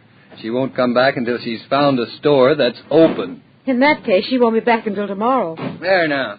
There. How does that look? Perfectly beautiful. You've made that trunk look like a banquet hall. Do you think we ought to sit on the floor or on these valises? On the barrels. Good idea. When was the last time you did something like this, Mrs. Brown? Not for a long time, David. Once I moved into an empty apartment with my husband, and we sat on barrels for weeks. He would have liked you, David. Claudia hardly knew him, did she? David, she never had a father until she met you. It's quite a job you have. You're telling me. Sometimes I think I'm her father, and sometimes I think I'm her son. But, you know, I like being her husband best. There's always the three, and the best of marriages. And this is the best of them. It's made me realize how alone I always felt before I was married. How alone a person must feel if they haven't got a marriage like this. Or if they lose it, too. And the funny part about it is that daughter of yours knows that loneliness, even though she's never tasted it. She wanted to invite Hartley and Roger for dinner today, because Hartley's wife is away in Boston, and Roger's wife, well, she's just away. She felt they'd be lonely. Claudia has always known things she's never experienced. That's wisdom. Hello, I'm back. Is Mama there? She's knitted 3 sweaters and a quilt waiting for you. Hello, Mama. Oh, welcome home. Oh, David, I'm dead. Here, take these packages. Oh, I went practically over to the river. Which river? I don't know which. The furthest one away. And I found the little man. I think he was Greek. He just opened the store because his wife didn't have any apples. Wasn't that sweet of him and her? Claudia, what have you got there? There's enough to feed an army. Very small army. Well, I got a whole dinner from nuts to soup. Well, why don't we all sit down?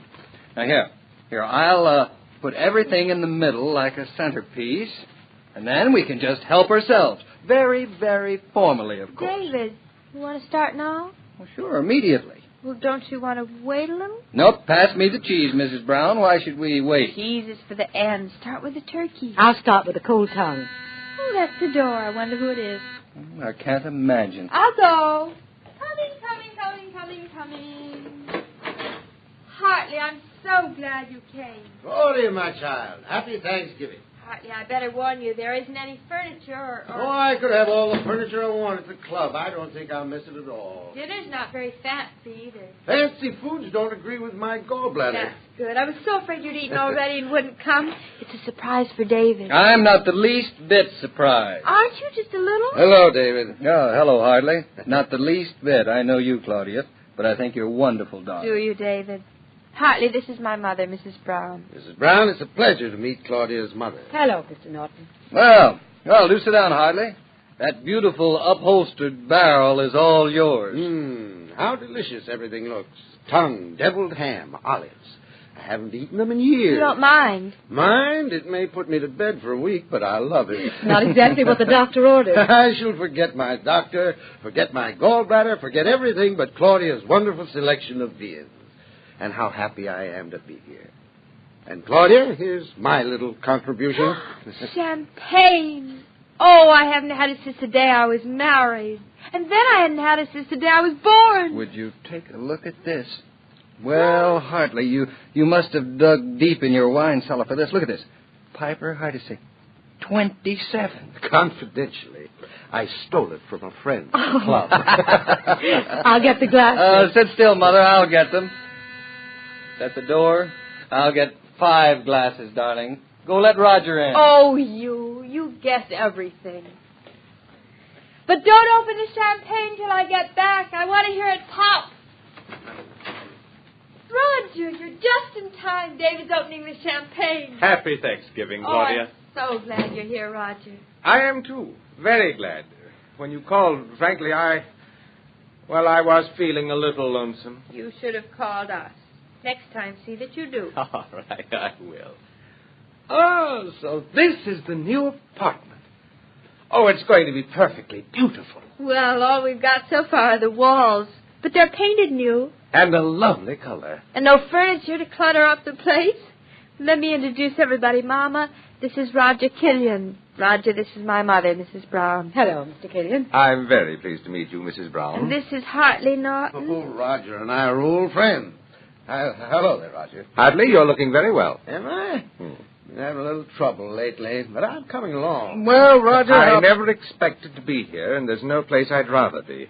Claudia, I brought you a cake. A cake? Where on earth did you get it? I stole it from a chef at the club. Oh, it's beautiful, all those roses. Well, sit down, Roger. Pull up a barrel and make yourself comfortable. Oh, what a delicious-looking dinner. Tongue, deviled ham, apples. Turkey sandwiches because it's Thanksgiving. Have some tongue, Roger. No, thank you. I'm starting right out with the turkey. All right, here goes the champagne. Everybody get your glasses ready.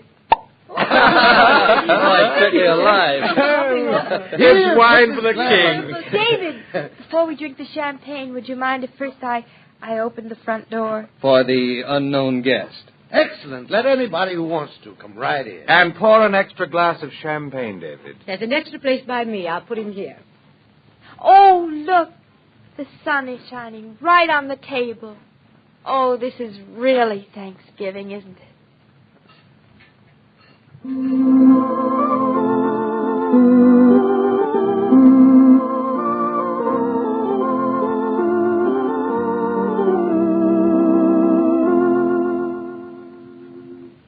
This broadcast of Claudia was supervised and directed by William Brown Maloney.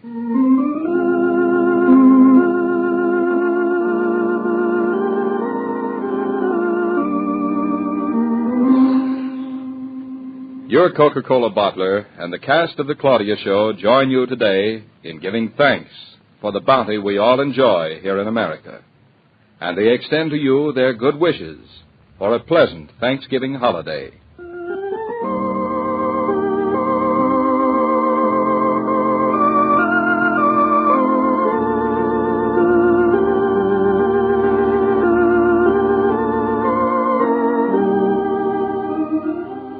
Every day, Monday through Friday, Claudia comes to you transcribed with the best wishes of your friendly neighbor who bottles Coca-Cola. So listen again tomorrow at the same time. And now this is Joe King saying au revoir, and remember, whoever you are, whatever you do, wherever you may be, when you think of refreshment, think of Coca-Cola. For ice-cold Coca-Cola makes any pause the pause that refreshes.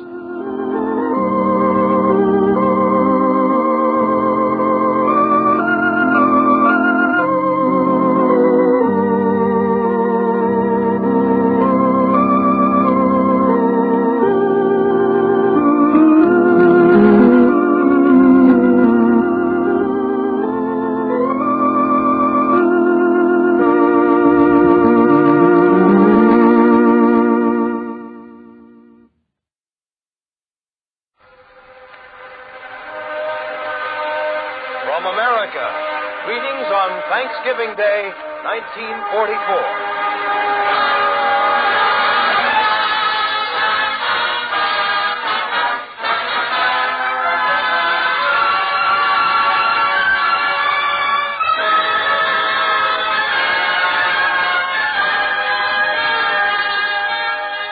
This is Lionel Barrymore, men, your old collection of hash marks.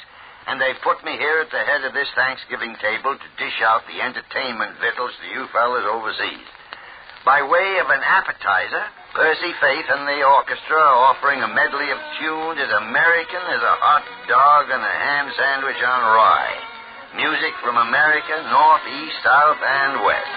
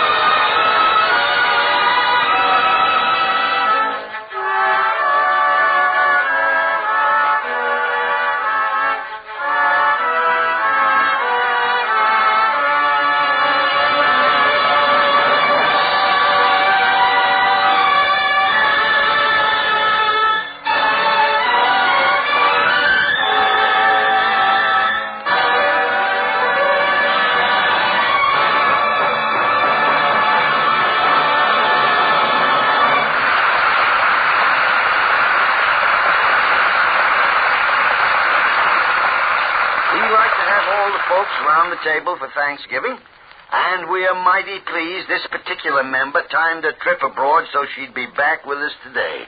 Dinah Shaw.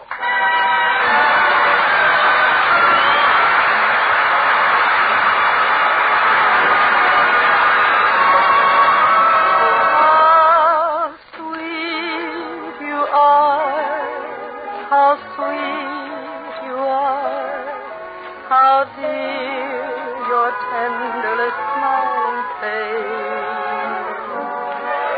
Through days all bitter and gray and grim, through nights when even the stars are dim, how sweet to know my heart can glow from just the warmth of our first embrace. The world, so lovely a world, by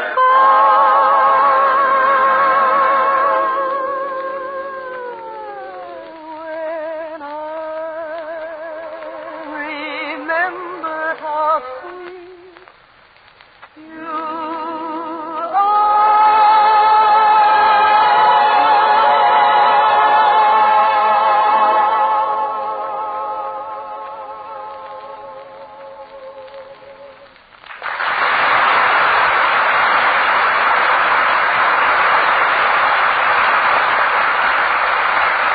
Thanks, and hi there, everybody. This is Dinah. And this being Thanksgiving, Wally Brown has turned host and invited us over to his house for Thanksgiving dinner. Well, thank heaven. It was beginning to look like Eatless Thursday. Let's go. Come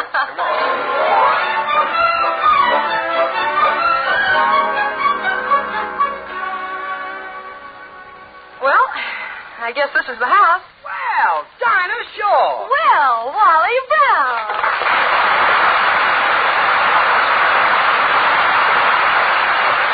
Oh, gee, Dinah, I'm glad you were able to make it. What did you do, bring your own turkey? Turkey? Wally, that's Harry Bonzell.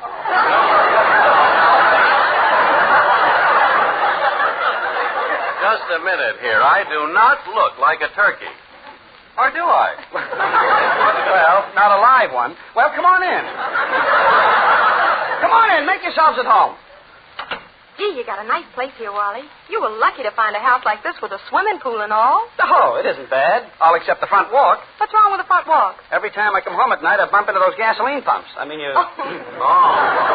You see, I told you, Dinah, that wasn't the swimming pool we passed. That was the grease pit. Come on, here. Let me hang your things up. Oh, brother, look at the moths in that closet. Oh, Harry, where's your holiday spirit? After all, it's Thanksgiving for moths, too. Sure. What can a moth eat? Just a stuffed cuff on a blue fleet? Well, now, look, you fellas, can't we talk later? I'm hungry. Harry, where are your manners? Don't be so impatient. Well, I'm not impatient. Then stop chasing that moth. Well, let's get started. Dinah, you sit over here, Okay. and Harry, you sit over in that high chair. Oh, thank you. Wait, a high chair? Wait a minute, this thing is a trap. I won't be able to get at the food. I think of everything, don't I? Well, how do you like it? Look at that turkey. He was raised strictly on corn. Yes.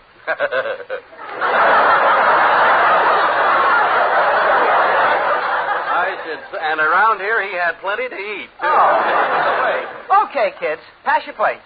Harry, leave your teeth alone. No, I couldn't. Wrong plate. Hey, butter! Look, he's got butter! Butter he's got on his face! Wonderful stuff. Harry, it goes on the bread. You don't spread it all over town.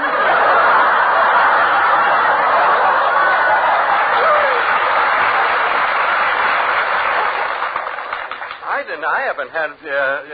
excuse me. Yeah. Wally, please, just a moment. It happens that that's my elbow you're dunking in the gravy there. Well, anything with meat on it these days. Tell you what I'll do. I'll give you 4 points for it. I'll take it. All right. Okay, kids. What do you have? I'll have some white meat. There you are. Harry, what part would you like? Well, what's the difference? I know what part I'll get. Oh, well, this is a pretty good dinner. if I have to say so myself. And I guess I'll have to say so myself.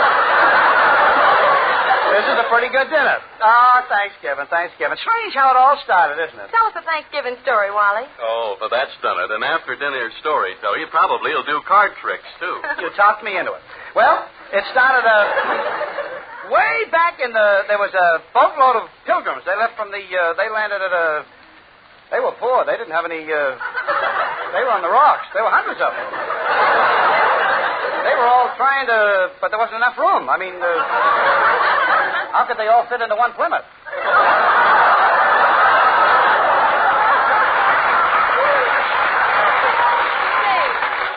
Wally, who was at the head of this party? Oh, this really wasn't a party, Dinah. It was very serious. Everybody worked. There was one fellow worked like his name was John Smith. The one and only John Smith, but he branched out. Well, look at the telephone book now. Boy, that Smith guy, he really got around. He liked to travel. He was a hitchhiker. He took a ride on he went as far as, he went up to he was right in the middle of he was lost.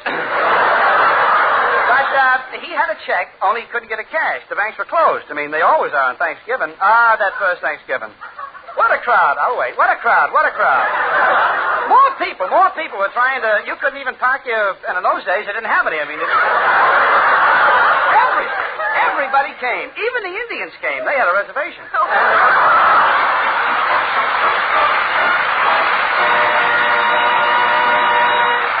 Thank you, Dinah Shaw, Wally Brown, and Harry Von Zell.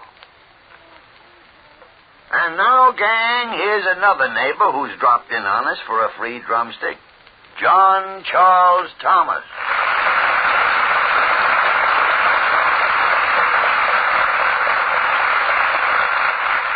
The chorus and I would like to sing the beautiful old Dutch traditional hymn of Thanksgiving. Or you may know it as We Gather Together to Ask the Lord's Blessing.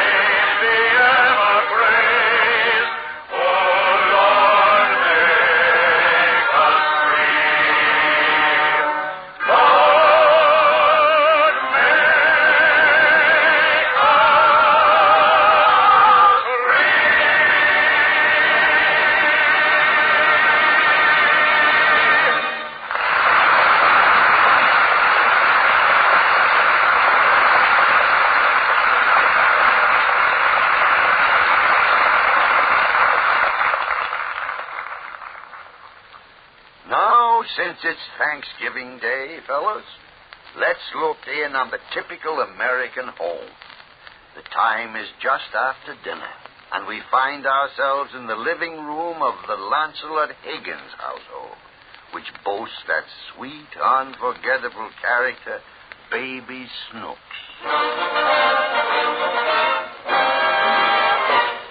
Oh, what a meal. Daddy. Snooks, please. I can just about stagger to that couch. I got a funny feeling in my tummy. Funny feeling? Yeah. You feel like you didn't get enough to eat? No, I feel like I don't want all I got. Well, just drink some water and forget about it. I can't forget about it. Why not? 'Cause I'm hungry. You just said you had too much to eat. Now you're hungry. I'm sleepy, too. Well, go to bed. Daddy, I ain't that sleepy. Snooks, it's Thanksgiving. Let me go through one whole evening without punishing you. All right, Daddy. You got my permission. Oh, this is a night for gratefulness, for benevolence. Look, why don't you run across the street and ask how old Mrs. Hooper is? I did, Daddy, just like you told me. What did she say? He said it's none of your business how old she is. Well, then go inside and help Mommy with the dishes. Why don't you do it? Because a man's place is not in the kitchen. Is it on the couch? Now, don't be impertinent. Just run along and stay away from that icebox. If you eat any more turkey, you'll turn into a turkey. Oh, I talk like a turkey? Yes.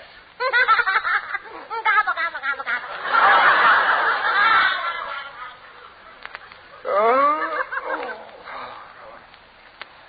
Oh, the child is right. I suppose I should go in and help the little woman with the dishes. But then why should I spoil her? I'm so clumsy I might break one. Thanks.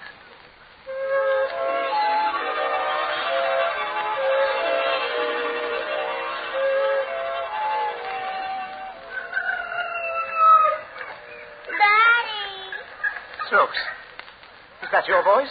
Where are you? Right here. Where?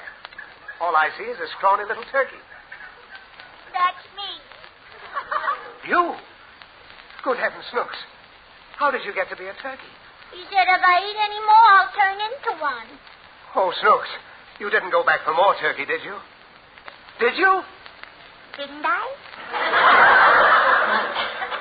And look at me. I'm covered with feathers. Could it be that I'm a turkey, too? Could that be? Could be. Snooks, this is weird. Yeah, it's weird. Lancelot Higgins, a turkey. Gone, my bubbling laughter. My flashing smile. What can I say to the neighbors? I know, Daddy. What?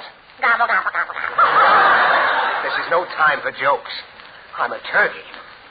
And yet I don't feel like a turkey. How do you feel, Daddy? Foul. Not bad, eh? Daddy. What? You may be a turkey, but you ain't changed much. Oh. Why, look, Snooks. We're right in the middle of a barnyard. If I didn't know I was wide awake, I'd think I was dreaming. Daddy, there's a duck with eyeglasses. Quiet, Snooks. It may be Frank Tours.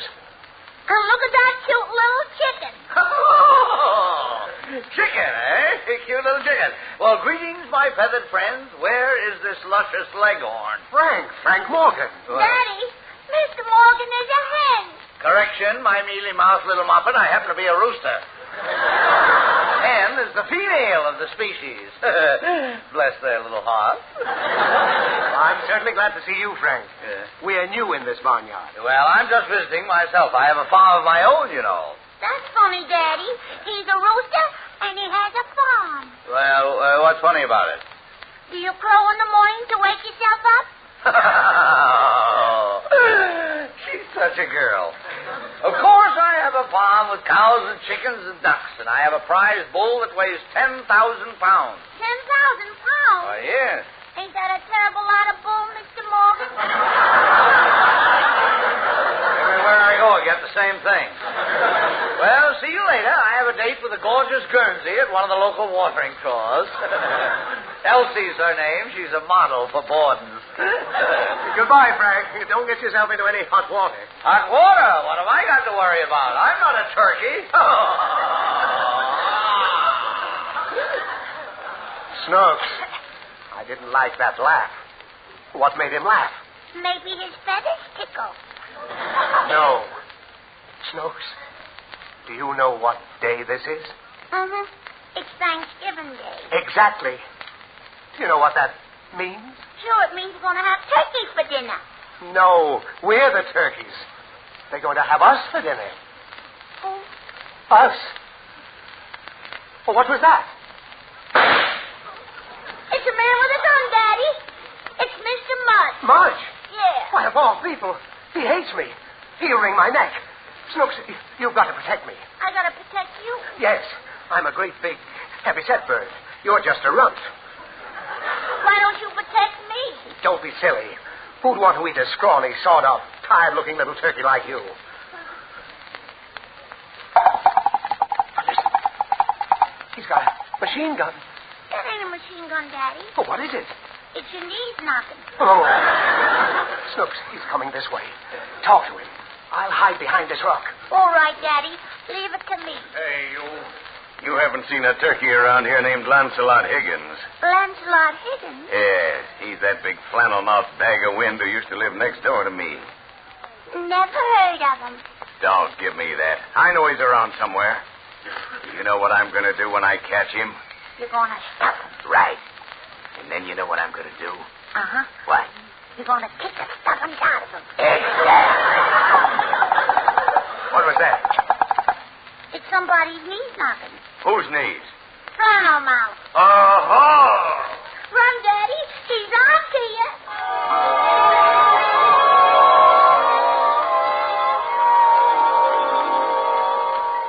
Snooks, stop splashing. Where are we? We're in a swimming pool, Daddy. Well, look over the side and see what's cooking. All right. Daddy. What? We're cooking. I knew it. He's boiling us alive. You're going to taste awful good, Higgins. Mudge, you can't do it. Stop him, Daddy. You can't cook us alive. It's murder. Let me out of here. Let me out of here. Let me out. Let me out. Let me out. Daddy. Daddy. Oh, Snooks, it's you. Who'd you think it was? Oh, you're not a turkey, are you? No, I'm Snooks. Oh, Snooks, my little girl. Oh, you've never looked more adorable. Me? Yes. Come here and let me kiss you. Don't you feel well, Daddy? Never felt better, Snooks. And I just realized we have a lot to be thankful for. Here I've been sleeping on the couch while your mother's been doing the dishes. Well, I'm going right in and straighten up the kitchen with her. Uh-huh. Tomorrow I'll clean up the woodwork with her. And I'll think of something else for Saturday. Mommy's already thought of something. Oh, she has? How do you know? Well, she just said she was going to mop up the floor with you. Now I'm really cooking.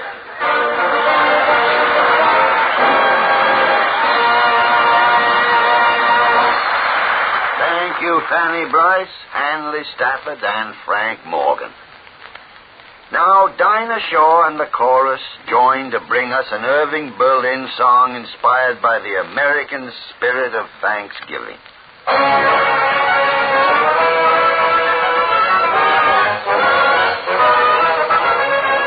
Thanks for the Yanks. Thanks for Russian giant guns and for all the other sons of freedom. Thanks for the Yanks. Thanks for China and the Dutch and for all who've done so much for freedom. For Canada, for England, Australia and New Zealand, for fighting French and Canadians war along the South Pacific shore. They will keep their native land a free land. We've got plenty to be thankful for. I've got plenty to be thankful for. I haven't got a great big yacht to sail from shore to shore. Still, I've got plenty to be thankful for. I've got plenty to be thankful for. No no caviar, no carpet on my floor. Still, I've got plenty to be thankful for. For the men who bear the title of the United States Marine. And for those men who shout, anchors away. And for each proudly sail as they hit the dusty trail, and those caissons go rolling along. And all the men who fly, spouting their flame from under, off with one hell of a roar. I'm thankful too that this is true. Nothing will stop the Army Air Force.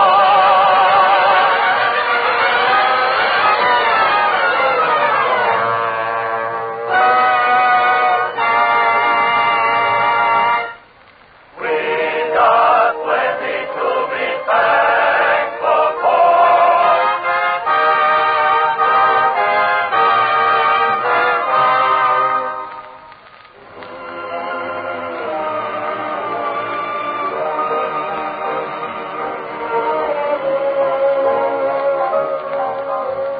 How could anybody ask for more? My needs are small. I buy them all at the 5 and 10 cent store. Yes, I've got plenty to be thankful for.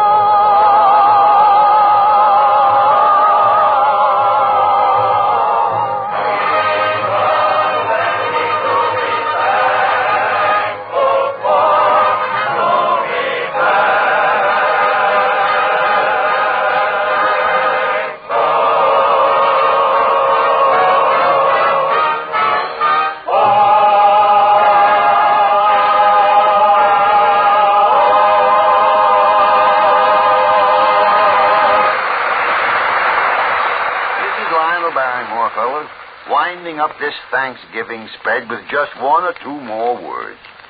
It's pretty tough for any soldier or sailor to get excited about Thanksgiving Day when he's a few thousand miles away from home and the cranberry sauce.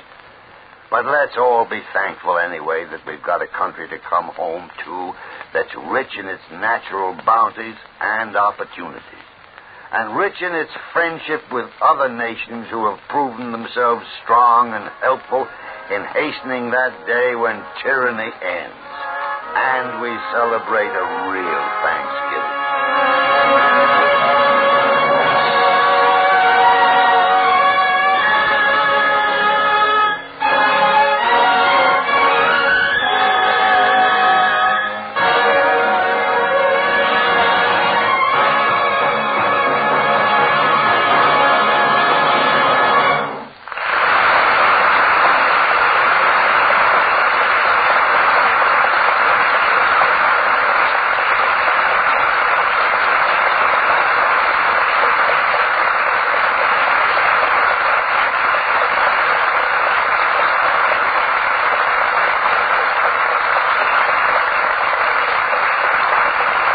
This is the Armed Forces Radio Service.